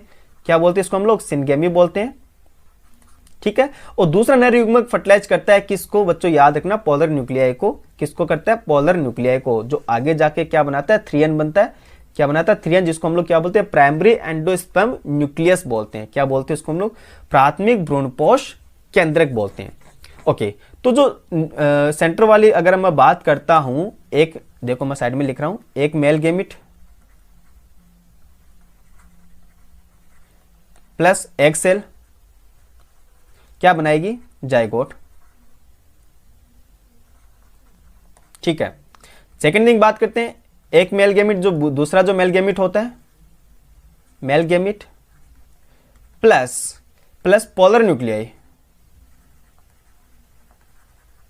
ये फर्टिलाइज होते हैं यानी फ्यूज होते हैं। पोलर न्यूक्लियाई याद रखना 2 1 है, क्या बनाएगा ये 3N बनाता है, जिसको हम लोग क्या बोलते हैं, प्राइमरी एंडोस्पर्म न्यूक्लियस बोलते हैं। देखना प्राइमरी एंडोस्पर्म न्यूक्लियस बोलते हैं, यानी प्राथमिक भ्रूणपोष केंद्रक बोलते हैं। ये पॉइंट क्लियर हुआ? ओके, जैसा कि इसके अंदर 3 अगुणित न्यूक्लिया यानी केंद्रक उपस्थित होते हैं, इसलिए हम इसको क्या बोलते हैं, त्रिसल्लैन बोलते हैं। बच्चों याद रखना क्या बोलते हैं इसको हम लोग, त्रिसल्लैन बोलते हैं। तो पहला तो होता है सिनगेमी, इसको हम लोग क्या बोलते हैं, सिनगेमी बोलते हैं, और इसको हम लोग क्या बोलते हैं, ट्रिपल फ्यूजन यानी कि त्रिसल्लैन बोलते हैं। तो इसको हम लोग क्या बोलते हैं बच्चों, याद रखना त्रिसल्लैन बोलते हैं। उसके बाद चूंकि एक भ्रूणपुटी यानी पराग कोश की बात कर रहा है, किसकी बात कर रही है, पराग कोश, एम्ब्रियो सेक। बच्चों याद रखना एम्ब्रियो सेक। परागकोश में 2 प्रकार के संलयन होते हैं, एक तो होता है युग्मक संलयन जिसको सिनगेमी बोलते हैं, एक होता है त्रिसंलयन जिसको हम लोग क्या बोलते हैं बच्चों, याद रखना ट्रिपल फ्यूजन बोलते हैं। तो इस प्रकार 2 प्रकार से 2 टाइप के यहाँ पर निषेचन देखने को मिलता है। इसी परिघटना को, इसी प्रोसेस को हम लोग क्या बोलते हैं, दोहरा निषेचन बोलते हैं, डबल फर्टिलाइजेशन बोलते हैं। क्या बोलते हैं, डबल फर्टिलाइजेशन हम इसको बोलते हैं। बोलो बच्चों क्लियर है? तो सबसे पहले जो डबल फर्टिलाइजेशन की खोज की थी वो किसने की थी बच्चों, याद रखना SG निवांशिन ने की थी 1898 के अंदर। जो प्लांट था वो लीलियम था बच्चों, याद रखना उन पादप के अंदर उन्होंने खोज की थी। क्लियर सी बात है? ओके, नेक्स्ट जो त्रिसंलयन होता है उसके बाद क्या बनाता है, प्राथमिक भ्रूणपोष कोशिका बन जाती है, जो आगे जाके भ्रूणपोष में विकसित हो जाती है, भ्रूणपोष, ठीक है, जिसको हम लोग क्या बोलते हैं, एंडोस्पर्म बोलते हैं। क्या बोलते हैं, एंडोस्पर्म बोलते हैं, भ्रूणपोष। ये जो भ्रूणपोष होता है, याद रखना ये जो भ्रूणपोष होता है ये इस एम्ब्रियो को न्यूट्रिशन प्रोवाइड करने का काम करता है, जबकि युग्मनज जो होता है वो एक भ्रूण के अंदर विकसित होता है, ठीक है। तो जाइगोट बनता है वो तो एम्ब्रियो बनाता है, और जो प्राथमिक भ्रूणपोष कोशिका होती है वो एंडोस्पर्म का निर्माण करती है। पॉइंट क्लियर हो गया? ओके, नेक्स्ट हम लोग बात ओके तो ये क्या निषेचन की बात की घटना है, जिसके अंदर क्या हो रहा है नॉर्मली देखना, इधर से यानी ऑब्वियस सी बात है जो माइक्रोपाइल वाला साइड होता है वहाँ से क्या आता है, पोलन ट्यूब अंदर आती है, और पोलन ट्यूब अंदर आने के बाद आपको पता है क्या होता है, एक सिनर्जी सेल के अंदर वो एंटर होती है जिसको वो रैप्चर कर देती है। वहाँ से दो मेल गेमिट रिलीज होते हैं। एक मेल गेमिट जो होगा वो इस एक सेल को फर्टिलाइज करेगा, और दूसरा मेल गेमिट होगा वो यहाँ पर जो 2n होती थी उसको फर्टिलाइज करता है। ठीक है, तो यहाँ पर जो 2n होती थी उसको फर्टिलाइज करेगा, तो ये तो क्या बन जाएगा, 3n बन जाएगा। इसको बोलते हैं हम लोग प्राइमरी एंडोस्पर्म न्यूक्लियस बोलते हैं। क्या बोलते हैं? प्राथमिक भ्रूणपोष केंद्रक बोलते हैं।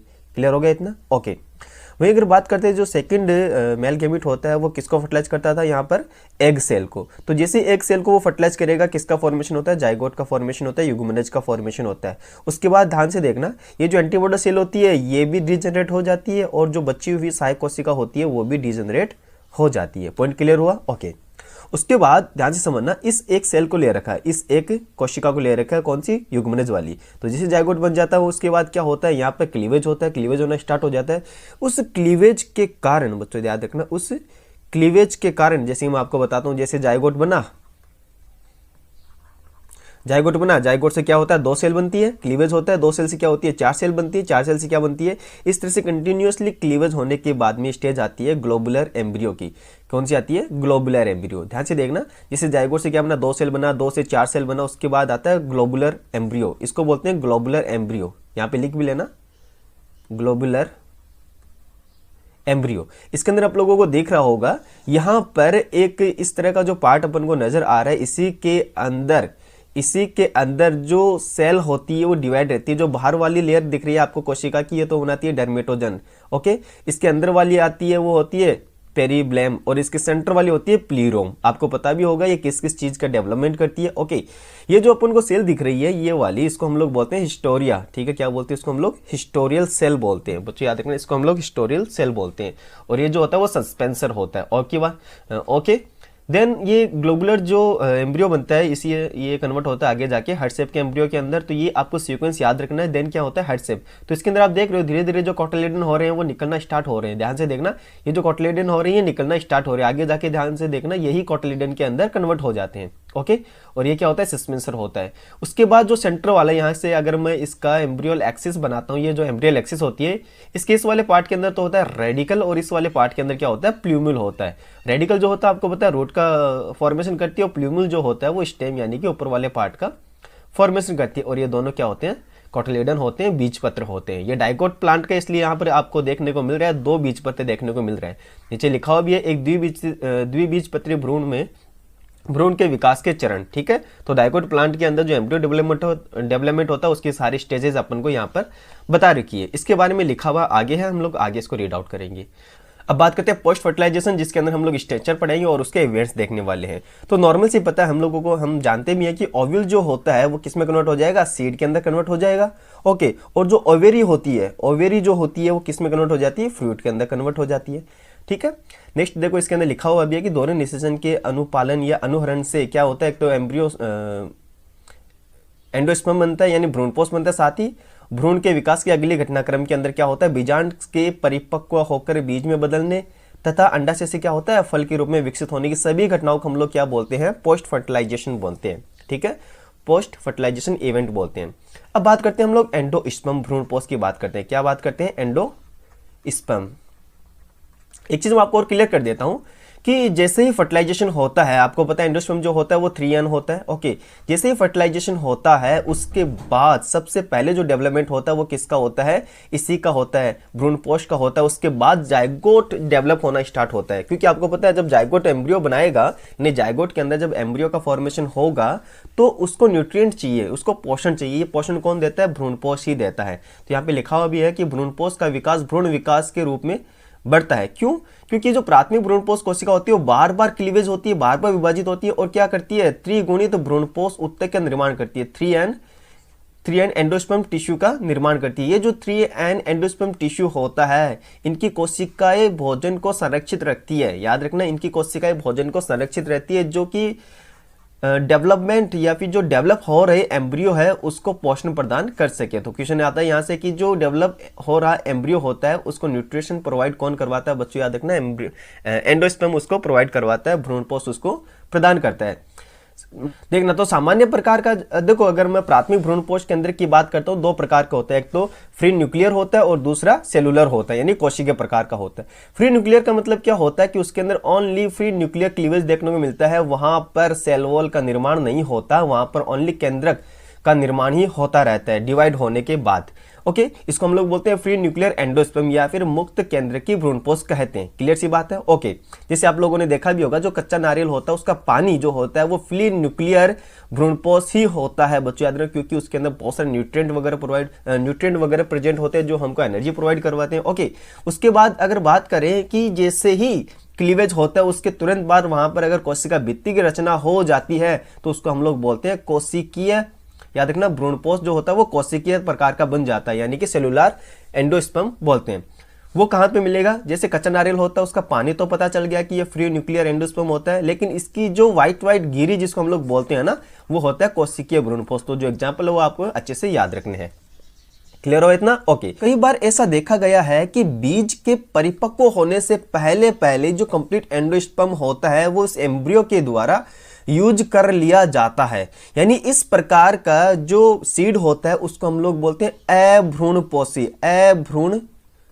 यानी इसके अंदर अब भ्रूणपोष नहीं बचता। जैसे एग्जांपल्स की बात करें तो मटर, मूंगफली, सेम, इनके अंदर जो विकासशील भ्रूण होता है, जो एम्ब्रियो होता है, उसके द्वारा कंप्लीट एंडोस्पर्म को यूटिलाइज कर लिया जाता है, यूज कर लिया जाता है। ओके, मोस्टली आप लोगों को अगर पूछे कि अभ्रूणपोषी कौन से प्लांट्स के अंदर देखने को मिलता है तो याद रखना डाइकोट प्लांट के अंदर, डाइकोट या प्लांट। तो यहां पर आप नोट कर लेना स्टामा करके, मोस्टली जो डाइकोट प्लांट होते हैं वो अभ्रूणपोषी होते हैं। वही अगर बात करते हैं कि कुछ सीड ऐसे होते हैं जिनके अंदर लास्ट में एंडोस्पर्म बच जाता है, ठीक है, उनको बोलते हैं हम लोग भ्रूणपोषी। उनको हम लोग क्या बोलते हैं? भ्रूणपोषी बोलते हैं। याद रखना बच्चों, उनको बोलते हैं हम लोग भ्रूणपोषी बोलते हैं। और ये जो ऐसे जो बीज होते हैं वो मोस्टली देखे जाते हैं मोनोकोट प्लांट के अंदर, जैसे एग्जाम्पल दे रखा है कैस्टर एंड नारियल के अंदर। ये पॉइंट क्लियर हुआ अच्छे से? ओके, नेक्स्ट हम लोग बात करते हैं एम्ब्रियो की बात करते हैं। अब क्या है? भ्रूण यानी एम्ब्रियो। तो मोस्टली हमको पता है ये एम्ब्रियो का फॉर्मेशन कहां पर होता है। जैसे कि हम लोग एम्ब्रियो सेक की बात करते हो तो यहां पर 3 सेल होती है, यहां पर 3 सेल होती है, बीच में पॉलीन्यूक्लियाई होती है। तो ये जो माइक्रोपाइल वाला पार्ट होता है, माइक्रोपाइल वाला रीजन होता है, इधर से आपको पता है पॉलिन ट्यूब एंटर करती है और इसी के पास होती है एग सेल। ये जो एग सेल होती है इनको क्या होती है? फर्टिलाइज होकर जाइकोट का निर्माण करती है और जाइकोट आगे जाके एम्ब्रियो का निर्माण करती है। तो पहली लाइन ना वो यही है, भ्रूण जो होता है वो एम्ब्रियो सेक के अंदर बीजांडद्वारी सिरे पर विकसित होता है। ये हमने क्लियर कर लिया। ये वाला पॉल जो होता है वो माइक्रोपाइल वाला होता है, यानी बीजांडद्वारी सिरा होता है, जहां पर आपको पता है युग्मनज स्थित होता है, यानी युग्मनज बनता है, जाइगोट बनता है फर्टिलाइजेशन के बाद में। और अधिकतर युग्मनज जो होता है तब विभाजित होता है जब जो भ्रूणपोष होता है वो विकसित हो सके। इसका मेन रीजन क्या होता है? क्योंकि जब भ्रूणपोष विकसित हो जाएगा तो जो विकासशील भ्रूण होता है उसको वो पोषण प्रदान कर सके। तो मोस्टली देखा गया है कि जो एम्ब्रियो सेक होता है, एंडोस्पर्म जो होता है, भ्रूणपोष जो होता है वो पहले विकसित होता है और जाइगोट बाद में स्टार्ट होता है डेवलप करने के लिए, यानी जाइगोट के अंदर बाद में डेवलपमेंट होता है। यह एक प्रकार का अनुकूलन है। क्यों है? क्योंकि आप लोगों को पता चल गया ताकि विकासशील जो भ्रूण होता है उसको पोषण प्राप्त हो सके। क्योंकि पहले अगर एंडोस्पर्म बन जाएगा तो ऑब्वियस सी बात है जो डेवलप हो रहा एम्ब्रियो होता है उसको आसानी से फूड प्रोवाइड हो जाएगा। बात करता हूं मैं, भ्रूण विकास की प्रारंभिक जो स्टेज होती है वो एक बीजपत्री द्विबीजपत्री दोनों के अंदर ही समान होती है, दोनों के अंदर ही सेम होती है। अब डिफरेंस कहां पर होता है बच्चों? याद रखना लास्ट के अंदर जाके, जहां पर कोटिलिडन का निर्माण होता है। अभी हम लोग देखेंगे इसके अंदर, क्योंकि आपको पता है जाइगोट जो होता है पहले किसमें कन्वर्ट होता है? जो प्रो एम्ब्रियो होता है उसके अंदर कन्वर्ट होता है। ये सीक्वेंस आपको याद रखनी है। उसके बाद क्या बनता है? यहाँ पर ग्लोबुलर स्टेज बनती है, देन हार्ट शेप स्टेज बनती है, देन वो मैच्योर एम्ब्रियो के अंदर वृद्धि करता है। मैं आपको पहले दिखाता हूं, जो हमने स्टार्टिंग वाला फॉर्मेट देखा था, फिगर देखा था, इसके अंदर ध्यान से देखना। पहले तो बनता है जाइगोट, पहले जाइगोट बन गया। देखो मैं पेन चेंज कर लेता हूं। ओके, तो ध्यान से देखना, पहले तो जाइगोट बन गया, उसके बाद आता है ग्लोबुलर स्टेज, जो ग्लोबुलर एम्ब्रियो होता है वो, फिर आता है हार्ट एम्ब्रियो, देन आता है मैच्योर यानी परिपक्व। तो इस तरह से आपको कंप्लीट सीक्वेंस वाइज याद रखना है जो कि एम्ब्रियो का डेवलपमेंट होता है। ओके, इतना क्लियर हो गया? ठीक है, तो ये सारी बातें आप लोगों को कवर हो गई होगी। अब बात करते हैं डाइकोट जो एम्ब्रियो होता है उसके अंदर किस तरह से डेवलपमेंट होता है। तो सबसे पहले बात करते हैं इसके अंदर, एक तो होता है एम्ब्रियोनिक एक्सिस होता है और दो होता है इसके अंदर कोटिलिडन। देखो डाइकोट प्लांट क्यों बोलते हैं, क्योंकि उनके अंदर दो कोटिलिडन प्रेजेंट होते हैं, दो बीजपत्र उपस्थित होते हैं। बच्चों इनके आप जो नाम होते हैं वो इंग्लिश में भी याद रख सकते हो, जैसे कि मैं ये जो फिगर दे रखा है उसकी मैं अगर बात करता हूं तो ध्यान से देखना, इसके अंदर इसको तो बोलते हैं हम लोग प्ल्यूम्यूल। क्या बोलते हैं इसको हम लोग? प्ल्यूम्यूल। ये होता है कोटिलिडन, ये होता है कोटिलिडन। तो यहाँ पर देखो दो कोटिलिडन हमको नजर आ रहे हैं, इसका मतलब क्या हो गया? ये डाइकोट सीड है। क्या है ये? अभी डाइकोट सीड है। ओके, देन हम लोग बात करते हैं, ये होता है रेडिकल और इसको हम लोग बोलते हैं रूट केप, जो आके जाकर आपको पता है मूल गोप बनाएगा। और मूल गोप क्या करता है आपको पता है? मूल गोप जो होता है रूट को प्रोटेक्ट करने का काम करता है जब वह मिट्टी के अंदर आगे की ओर मूव करती है उस टाइम। ओके, और इसको हम लोग बोलते हैं बीज पत्राधार। इसको हम लोग बोलते हैं बीज पत्राधार, इसको हाइपोकोटाइल बोलते हैं। ठीक है, देखो यहाँ से जो एम्ब्रियल एक्सिस होती है उसके अपर वाले पार्ट के अंदर जो होता है उसको हम लोग बोलते हैं, बच्चों याद रखना, एपिकोटाइल। क्या बोलते हैं उसको हम लोग? एपिकोटाइल बोलते हैं। ठीक है, जो कहां पर होती है? जस्ट प्ल्यूम्यूल के पास में स्थित होती है। प्ल्यूम्यूल जो होता है इसके जस्ट नीचे स्टार्ट होती है, नीचे प्रेजेंट होती है क्या? एपिकोटाइल। और नीचे वाली साइड जो रेडिकल वाला पोर्शन होता है उधर इसको हम लोग बोलते हैं हाइपो। हाइपो का मतलब होता है नीचे, हाइपोकोटाइल। क्लियर हो गया? तो एपिकोटाइल, एपी यानी ऊपर, हाइपो यानी नीचे। ये पॉइंट क्लियर हो गया अच्छे से? ओके, चलते हैं आगे, ध्यान से देखना। तो हम लोगों ने ये सारी चीजें देख ली थी, ध्यान से देखना। बीज पत्रोपरिक यानी एपिकोटाइल और एक होता है हाइपोकोटाइल। ठीक है, तो ध्यान से पढ़ते हैं इसको। देखो बीज पत्र के ऊपर से, बीज पत्र के स्तर से ऊपर जो होता है वो भ्रूणीय अक्ष के प्रोटीन, जिसको हम लोग एपिकोटाइल बोलते हैं, जो कि प्रांकुर या फिर स्तंभ सिरे पर जो मोस्टली समाप्त हो जाती है। और बीज पत्राधार, बीज पत्राधार में बीज पत्रों के नीचे से क्या होती है याद रखना? बेलनाकार प्रोटीन। बीज पत्राधार समझ गए ना? पत्रोपरिक एक होता है बीज पत्राधार, जिसको हम लोग बोलते हैं हाइपोकोटाइल बोलते हैं। क्या बोलते हैं बच्चों? याद रखना, इसको हम लोग हाइपोकोटाइल बोलते हैं। जो मोस्टली रेडिकल वाला पार्ट होता है वहां पर जाकर ये समाप्त हो जाती है। पॉइंट क्लियर हुआ इतना? ओके, और आपको पता है रेडिकल आगे जाके किससे कवर्ड रहती है? रूट कैप से कवर्ड रहती है, क्योंकि इसको प्रोटेक्शन देने का काम करता है इसके मेरिस्टेमेटिक सेल को। ओके, अब बात करते हैं एक बीजपत्री एम्ब्रियो के अंदर क्या होता है, एक बीजपत्री भ्रूण के अंदर क्या होता है। उसके अंदर केवल और केवल एक ही कोटिलिडन होता है, एक ही बीजपत्र उपस्थित होता है। बच्चों याद रखना, ये जो कोटिलिडन होता है ये ग्रासेस फैमिली के अंदर हम लोग इसको बोलते हैं स्कूटेलम। बच्चों याद रखना, वेरी वेरी इंपॉर्टेंट। इस कोटिलिडन को क्या बोलते हैं? स्कूटेलम। जहां से ये जो डायग्राम है इसके अंदर ध्यान से देखना, और ये आपको नजर आ रहा है लेटरल साइड के अंदर, पार्श्वीय साइड के अंदर हमको नजर आ रहा है स्कूटेलम। ओके, ठीक है।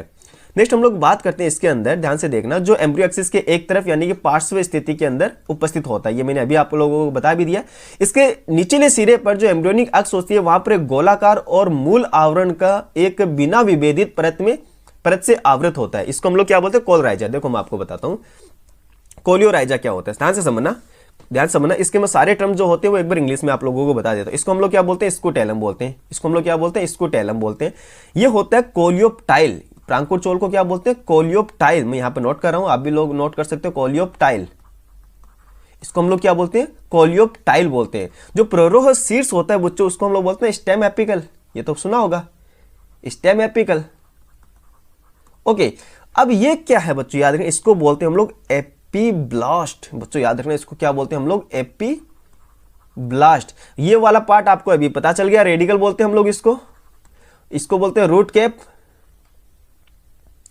रूट टॉप बोल दो या फिर रूट कैप बोल दो। ओके, देन बात करते हैं अपन लोग जो मूलांकुर चोल होता है, वेरी वेरी इंपॉर्टेंट। इसको बच्चों हम लोग बोलते हैं कोलियोराइजा।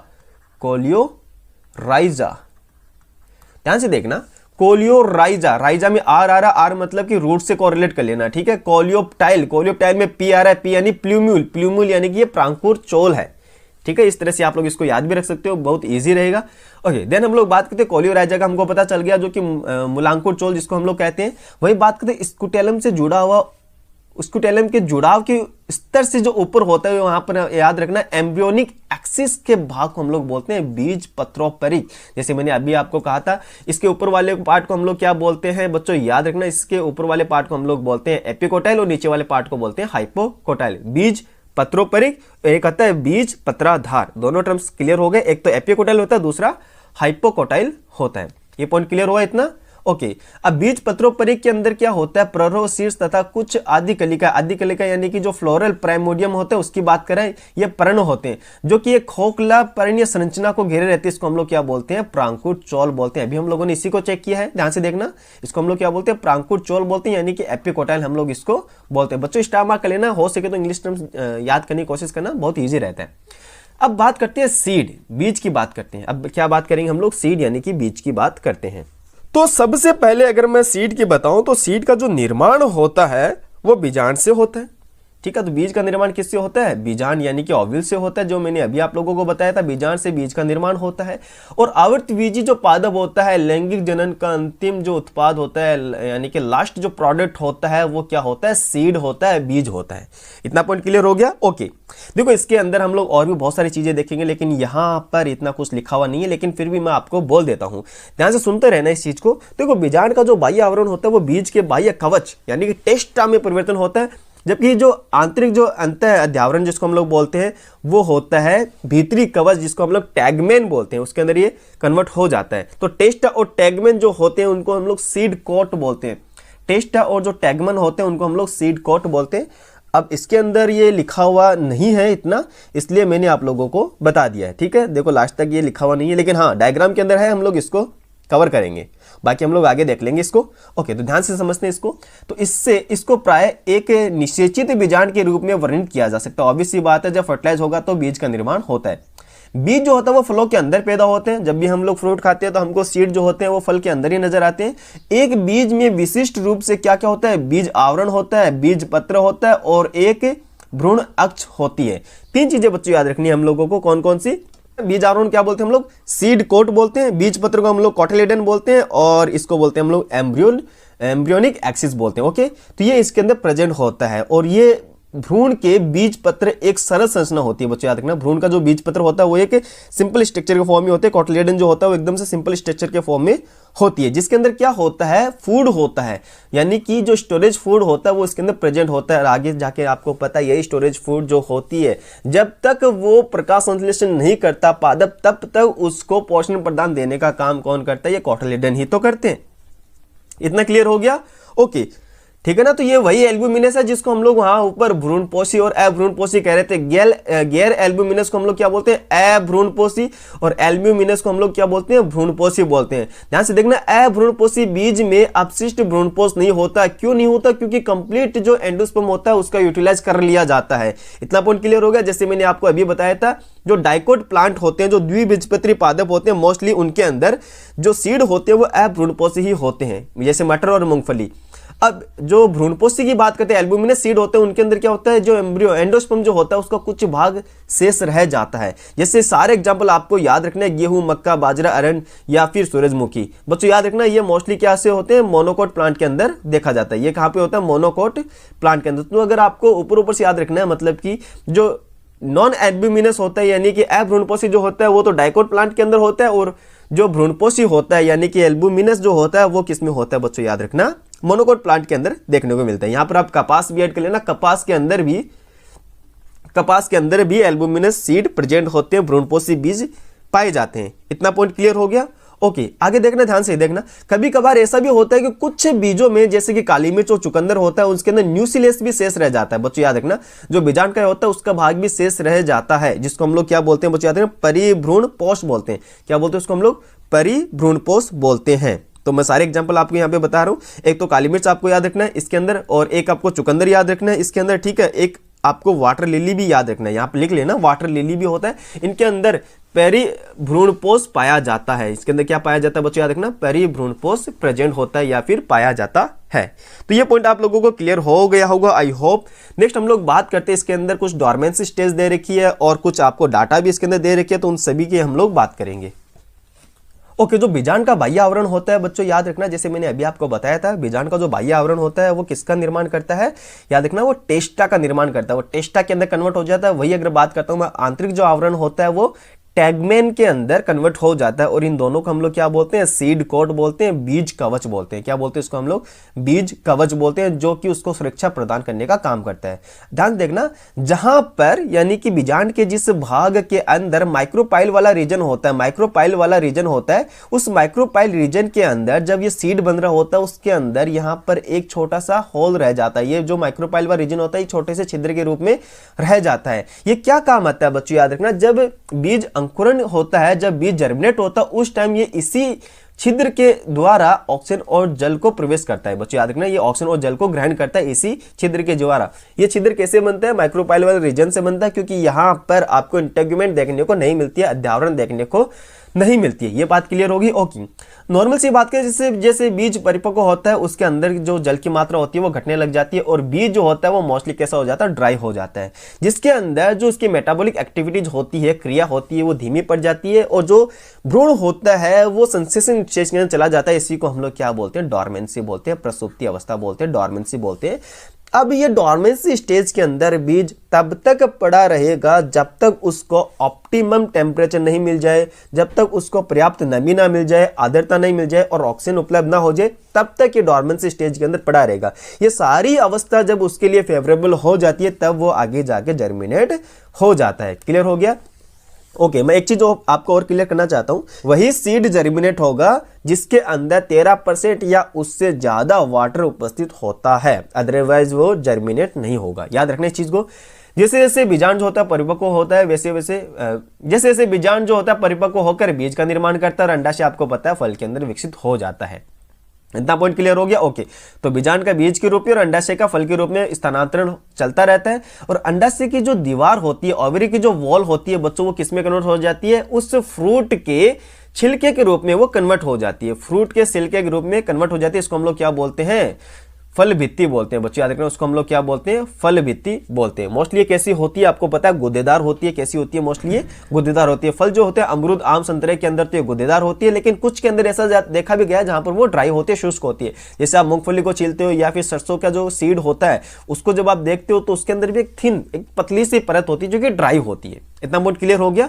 ओके, तो नेक्स्ट हम लोग बात करते हैं इन ये जो फिगर हम लोगों को दे रखा है, हम लोग इनको समझने की कोशिश करते हैं। ठीक है। ओके, पहला जो बीज हमको दे रखा है वो पी सीड है। वो क्या है, पी सीड है। पी का बीज दे रखा है जिसके अंदर अपन को ये 2 कोटिलेडन नजर आ रहे हैं और ये जो होता है वो है माइक्रोपाइल वाला रीजन। क्लियर हो गया। सेकंड जो डायग्राम हमको दे रखा है ये कैस्टर यानी डाइकोट सीड है। बच्चों याद रखना, ये कैस्टर जो होता है डाइकोट सीड। क्या है ये, कैस्टर। ओके, तो ध्यान से देखना, इस चीज को अच्छे से कवर करते हैं।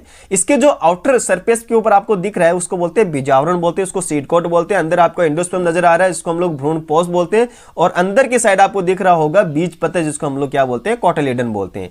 वही अगर बात करते हैं इसके अंदर, तो ये दोनों ही आपको दिख रहा है ना, नीचे वाला जो पार्ट दिख रहा है आपको जहां से जर्मिनेट होगा, यहां पर है बच्चों याद रखना रूट एक्सिस, को हम लोग क्या बोलते हैं, हाइपोकोटाइल, जो कि रूट का फॉर्मेशन करता है, और एपिकोटाइल जो होता है वो शूट का फॉर्मेशन करता है, यानी कि वो प्लूबियन का फॉर्मेशन करता है। जस्ट इसके ऊपर आपको नजर आ रहा होगा, यहां पर क्या है बच्चों याद रखना, शूट एपिकल है, शूट एपिकल मेरिस्टम है। और शूट एपिकल मेरिस्टम के अंदर डायरेक्टली यानी बार बार नॉर्मली यहां पर क्लीवेज हमको देखने को मिलता है। देन इसके जस्ट नीचे वाला पार्ट जो होगा वो रूट की कवरिंग को क्या करेगा, रूट को क्या करेगा, प्रोटेक्शन या फिर प्रोटेक्ट करने का काम करेगा। इसको हम लोग क्या बोलते हैं, रूट टिप बोलते हैं। क्या बोलते हैं इसको हम लोग, रूट टिप बोलते हैं। ठीक है, तो ये वाला बीजा, मैं पेन चेंज कर लेता हूं। ओके, तो ध्यान समझना, ये तो हो गया सीड कोट हो गया, ये एंडोस्पर्म हो गया, ये कोटिलेडन हो गया, ये हाइपोकोटाइल रूट एक्सिस हो गया, सेंटर वाला हाइपोकोटाइल रूट एक्सिस हो गया, ये शूट एपिकल मेरिस्टम हो गया। बात करते हैं यहाँ की, तो ये होता है रूट टिप हो गया। इतना क्लियर हो गया। ओके, नेक्स्ट हम लोग बात करते हैं मोनोकोट के अंदर चलते हैं, जिसका डायग्राम हमको दे रखा है ऑनियन का दे रखा है। ये जो डायग्राम वो किसका है बच्चों याद रखना, ऑनियन का। किसका है बच्चों याद रखना, ऑनियन का। ठीक है, मैं पेन चेंज कर लेता हूं। डायग्राम किसका है बच्चों याद रखना, ये ऑनियन का है।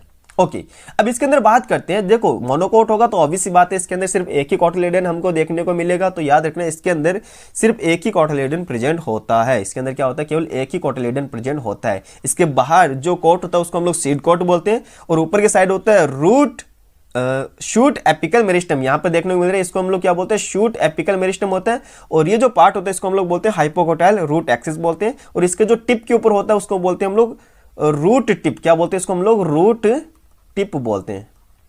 रूट टिप बोलते हैं, और यहाँ पर क्या होता है जो इसको न्यूट्रिशन प्रोवाइड करवाएगा इसको हम लोग बोलते हैं एंडोस्पर्म। क्या बोलते हैं इसको हम लोग? एंडोस्पर्म बोलते हैं। वहीं अगर बात करते हैं, ये जो डायग्राम दे रखा है ये हमको मोनोकोट का दे रखा है, ये किसका दे रखा है? मोनोकोट का डायग्राम दे रखा है, जो किसका है बच्चों याद रखना? मेज का है, ठीक है, मक्के का डायग्राम हमको दे रखा है। अब यहाँ पर इसके जो सबसे बाहर होता है उसको हम लोग क्या बोलते हैं? पेरिकार्प। बच्चों याद रखना, फल भित्तियों क्या बोलते हैं? पेरिकार्प, जो बाहर वाली होती है, पेरिकार्प। यहाँ पे बीज के अंदर यहाँ पर आपको पता है न्यूट्रिशन भरा पड़ा है इसके अंदर, इसको हम लोग क्या बोलते हैं? एंडोस्पर्म बोलते हैं, क्योंकि एंडोस्पर्म क्या होता है? न्यूट्रिएंट सब्सटेंस होता है। और इसकी जो ये वाला पार्ट होता है इसको हम लोग क्या बोलते हैं? जैसे अभी अपन ने देखा था, इसके अंदर केवल एक ही बीज पत्र होता है जिसको हम लोग क्या बोलते हैं? स्कूटेलम बोलते हैं, क्योंकि एक बीजपत्री के अंदर स्कूटेलम बोलते हैं एक बीजपत्र को। क्लियर हो गया इतना? ओके, देन यहाँ पर बात करते हैं, ये वाला जो पार्ट होता है इसको हम लोग बोलते हैं कोलेप्टाइल। याद रखना, कोलियोप्टाइल, मैं यहाँ पे लिख भी रहा हूँ, कोलियोप्टाइल। इसको हम लोग बोलते हैं प्लूम्यूल, इसको हम लोग बोलते हैं रेडिकल, और इसको हम लोग बोलते हैं बच्चों याद रखना कोलियोराइजा। कोलियोराइजा, ये सारे टर्म्स आपको एज इट इज याद रखनी है। हो सकता है आपको ये लेबलिंग देने को मिल जाए, या हो सकता है आपको, क्योंकि आपको पता है एग्जाम के अंदर सिर्फ और सिर्फ एनसीईआरटी के ही डायग्राम एज इट इज आते हैं, जिसका हम लोग लेबलिंग अच्छे से देखेंगे। अब बात करते हैं फ्रूट, यानी सेब और स्ट्रॉबेरी के अंदर हमको कुछ चीजें दे रखी है। वैसे तो हम लोग इसके आगे भी बात करेंगे जब फ्रूट पढ़ेंगे इसके अंदर। ओके, तो फ्रूट की अगर हम लोग बात करते हैं बच्चों, फ्रूट फॉर्मेशन की बात करते हैं, तो याद रखना जो फल होता है वो वास्तव में परिपक्व अंडाशय को ही कहते हैं। याद रखना, किसको बोलते हैं हम लोग? मेच्योर ओवरी जो होती है वो फ्रूट के अंदर डेवलप होती है, फ्रूट के अंदर कन्वर्ट हो जाती है, और अंडाशय की भित्ति जो होती है वो फल भित्ति का निर्माण कर लेती है, जैसे मैंने आप लोगों को बता भी दिया था। ठीक है, नेक्स्ट हम लोग बात करते हैं, फल भित्ति को 3 मुख्य भागों में बांटा गया है। जैसे सबसे बाहर होता है उसको हम लोग पेरिकार्प बोलते हैं, ध्यान से देखना, सबसे बाहर जो होता है उसको हम लोग पेरिकार्प बोलते हैं। उसके अंदर वाली जो फल भित्ति होती है उसको हम लोग क्या बोलते हैं बच्चे याद रखना? मेसोकार्प बोलते हैं। ठीक है, और सबसे आंतरिक जो फल भित्ति होती है उसको हम लोग एंडोकार्प बोलते हैं। तो 3 फल भित्ति, यानी इनके जो 3 पार्ट होते हैं, ठीक है ना। तो फल भित्ति के कितने पार्ट होते हैं बच्चे याद रखना? 3 भाग होते हैं। अब 2 प्रकार के फ्रूट हम लोग पढ़ते हैं, एक तो होता है ट्रू फ्रूट, ठीक है, और एक होता है फॉल्स फ्रूट। ट्रू फ्रूट की बात करते हैं कि ये सत्य फल होते हैं, इसको हम लोग क्या बोलते हैं? सत्य फल बोलते हैं, केवल अंडाशय की भित्ति से ही बनते हैं, याद रखना। और जो कोई असत्य फल होते हैं, यानी कि जो फॉल्स फ्रूट होते हैं, वो कभी कभी अंडाशय के अतिरिक्त, जैसे कि मैं बात करूं थैलेमस हो गया, ओके, या फिर जो दलपुंज हो गया वो उससे भी हो सकता है, या फिर बाह्य दलपुंज हो सकता है, इनसे भी इनका निर्माण हो सकता है। इस तरह के जो फल होते हैं उनको हम लोग फॉल्स फ्रूट या फिर असत्य फल बोलते हैं। तो यहाँ पे ध्यान से देखना, यहाँ पर इसका जो फल का निर्माण हो रहा है वो किसके द्वारा हो रहा है? थैलेमस के द्वारा। थैलेमस, थैलेमस किसके द्वारा हो रहा है? ये थैलेमस। तो आप आइडिया लगा लो कि अगर इसका निर्माण अंडाशय से न होकर थैलेमस से हो रहा है तो क्या ये ट्रू फ्रूट हुआ? नहीं, ये कैसा फ्रूट है बच्चों याद रखना? फॉल्स फ्रूट है। ये कैसा फ्रूट है? फॉल्स फ्रूट है, असत्य फल है, असत्य फल है। तो जो सेब होता है वो कैसा होता है? असत्य फल होता है बच्चों याद रखना, क्योंकि इसका जो निर्माण हो रहा है वो किससे हो रहा है? पुष्पासन यानी कि थैलेमस से हो रहा है। इसके सेंटर के अंदर क्या है बच्चों याद रखना? सीड प्रेजेंट है, और जो अंदर वाली लेयर है इसको हम लोग क्या बोलते हैं? एंडोकार्प बोलते हैं। तो इसके अंदर 3 दिख रही है हमको। ये सबसे बाहर वाली कौन सी होगी बच्चों याद रखना? एपिकार्प होगी। इसके बीच वाली कौन सी हो गई बच्चों याद रखना? मेसोकार्प होगी। और सबसे आंतरिक वाली कौन सी होगी बच्चों याद रखना? इसको हम लोग बोलते हैं एंडोकार्प बोलते हैं। वहीं अगर बात करते हैं सेकंड जो हमको नजर आ रहा है डायग्राम उसको, तो वो होता है बच्चों याद रखना, किसका डायग्राम है? ये स्ट्रॉबेरी का डायग्राम है। तो स्ट्रॉबेरी भी कैसा होता है? असत्य फल होता है। इसका निर्माण भी आपको नजर आ रहा होगा, पुष्पासन से हो रहा है, थैलेमस से हो रहा है, थैलेमस से हो रहा है। तो थैलेमस से होने का मतलब क्या हो गया? इसका निर्माण अंडाशय से नहीं हुआ, थैलेमस से हो रहा है। तो यानी कैसा हो गया? ये फॉल्स फ्रूट हो गया, असत्य फल हो गया। इसको हम लोग बोलते हैं एकिन। क्या बोलते हैं इसको हम लोग? एकिन बोलते हैं। ये पॉइंट क्लियर हो गया? ओके, जैसे कि इसके अंदर मैंने आप लोगों को बता भी दिया था, अधिकतर पादपों के अंदर अंडाशय से फल विकसित हो जाता है, लेकिन कुछ ऐसे होते हैं जिनके अंदर ये नहीं होता, जैसे कि याद रखना सेब हो गया, स्ट्रॉबेरी हो गया, अखरोट आदि के अंदर फल की रचना पुष्पासन से होती है। ठीक है, तो इस प्रकार के जो फल होते हैं उनको हम लोग मिथ्या फल या फिर फॉल्स फ्रूट बोलते हैं। अधिकतर फल जो होते हैं केवल अंडाशय से विकसित होते हैं, इस तरह के हम लोग बोलते हैं ट्रू फ्रूट बोलते हैं, या फिर यथार्थ या फिर वास्तविक फल भी हम इसको बोलते हैं। कई दफा यह भी देखा गया है कि फल निषेचन का परिणाम, कई दफा यह भी देखा गया है कि कुछ ऐसी प्रजाति भी है जिनमें बिना निषेचन के फल विकसित हो जाते हैं। इसको हम लोग क्या बोलते हैं? अनिषेक फलन बोलते हैं। इसको हम लोग क्या बोलते हैं? अनिषेक फलन बोलते हैं। एग्जाम्पल याद रखना आपको, बनाना यानी केला। उसके बाद हम लोग बात करते हैं सीड के बारे में, वापस हम लोग इसकी बात करते हैं। तो जो कोटिलेडन होता है जिसके अंदर आपको पता है स्टोर्ड फूड होता है, वो तब तक उसको पोषण प्रदान करता है जब तक वो खुद प्रकाश संश्लेषण न करने लगे। क्लियर सी बात होगी? ओके, नेक्स्ट हम लोग बात करते हैं युवा भ्रूण जो होता है, युवा भ्रूण को कठोर बीज आवरण संरक्षण प्रदान करता है। ओके, लैंगिक प्रजनन का उत्पाद होने की वजह से ये नवीन जेनेटिक यानी कि वंशीय को पैदा करने में या फिर उसके अंदर वेरिएशन देखने के रूप में हम लोग जो वेरिएशन का रूप लेते हैं। ठीक है, ओके। नेक्स्ट हम लोग बात करते हैं बीज हमारी कृषि का आधार है। वेरी वेरी इंपॉर्टेंट, सीड जो होता है हमारी कृषि का आधार होता है। इसके अंदर हम लोग कुछ ऐसे स्पीसीज की भी बात करेंगे जिसके अंदर बीज अपनी जो जीवन क्षमता होती है वो कई वर्षों तक रखता है, या फिर ऐसा देखा गया कि वो कुछ ही समय के अंदर अपनी जीवन क्षमता खो भी देता है। तो कुछ प्रजातियों के अंदर बीज अपनी जीवन क्षमता कुछ महीनों में ही खो देते हैं। बहुसंख्यक प्रजातियों के बीज कई वर्षों तक जीवनक्षम रहते हैं, यानी कि उनके अंदर जर्मिनेट होने की कैपेसिटी बहुत सारी होती है, काफी लंबे समय तक उनके अंदर देखने को मिलता है। बीज जो सैकड़ों वर्ष तक जीवित रह सकते हैं, याद रखना यहाँ पर विश्व के प्राचीन जीवन सक्षम बीजों के अनेक रिकॉर्ड उपलब्ध है। प्राचीन बीज जो होता है बच्चों याद रखना, प्राचीन बीज ल्यूपिनस अंटार्कटिकस है, जिसे अंटार्कटिक टुंड्रा से खनित किया गया था। याद रखना सबसे प्राचीन की बात कर रहा है। एक अनुमानित रिकॉर्ड के अनुसार याद रखना 10,000 वर्ष की प्रसुप्ति के बाद भी बीज अंकुरित एवं पुष्पित हुआ था। सोचने की बात है, 10,000 वर्ष तक वो डॉर्मेंस स्टेज के अंदर ही पड़ा रहा। ठीक है, नेक्स्ट हम लोग बात करते हैं हाल ही के अंदर एक रिकॉर्ड था 2000 वर्ष पुराने खजूर के जीवनक्षम बीज, जिसका नाम था बच्चों याद रखना फोइनिकस डेक्टिलीफेरा। बच्चों याद रखना क्या नाम था उसका, फोइनिकस डेक्टिलीफेरा का है, जिसे मृत सागर के पास किंग हेराल्ड के महल की पुरातात्विक खुदाई के दौरान खोजा गया था। बच्चों याद रखना कहां से इसको मिला था, याद रखना ये किंग हेराल्ड के महल की जो पुरातात्विक खुदाई हो रही थी उस टाइम अपन को देखने को ये मिला था। ये पॉइंट क्लियर हो गया, ओके। नेक्स्ट हम लोग बात करते हैं इसके अंदर नेक्स्ट एक लाइन और आप लोगों को याद रखनी है बच्चों, इसके अंदर जो ऑर्किड फल होते हैं, ऑर्किड फल से याद रखना ऑर्किड फल से 1000 लघु बीज समाहित होते हैं। इस प्रकार के मामले कुछ परजीवी प्रजाति के फल जैसे कि बात करो ओरोबैंकी या फिर स्ट्राइगा है। याद रखना ये लाइन आप लोगों को एज इट इज याद रखनी है बच्चों। ठीक है, याद रखना इस लाइन को एज इट इज याद रखना, क्योंकि ऑर्किड जो फल होता है उसके अंदर एक फल के अंदर 1000 लघु बीज समाहित होते हैं। वेरी वेरी इंपॉर्टेंट, इतने छोटे छोटे सीड होते हैं जो कि एक के अंदर यानी एक फ्रूट के अंदर आपको लगभग 1000 छोटे छोटे बीज देखने को मिलते हैं। ओके, ठीक है। नेक्स्ट हम लोग बात करते हैं, नेक्स्ट अपना टॉपिक रहता है जिसको हम लोग बोलते हैं बच्चों याद रखना असंजनन एवं बहुभ्रूणता। असंजनन को हम लोग इंग्लिश में बोलते हैं एपोमिक्सिस। क्या बोलते हैं इसको हम लोग, एपोमिक्सिस। और बहुभ्रूणता को हम लोग बोलते हैं बच्चों याद रखना पॉलीएम्ब्रियोनी। चलिए बात करते हैं इनको वन बाय वन। देखो नॉर्मल अगर मैं एकदम सिंपल वर्ड्स के अंदर आप लोगों को बताऊं तो बिना निषेचन के बीज पैदा करने की जो प्रक्रिया होती है उसको हम लोग एपोमिक्सिस बोलते हैं। उसको हम लोग क्या बोलते हैं, एपोमिक्सिस बोलते हैं।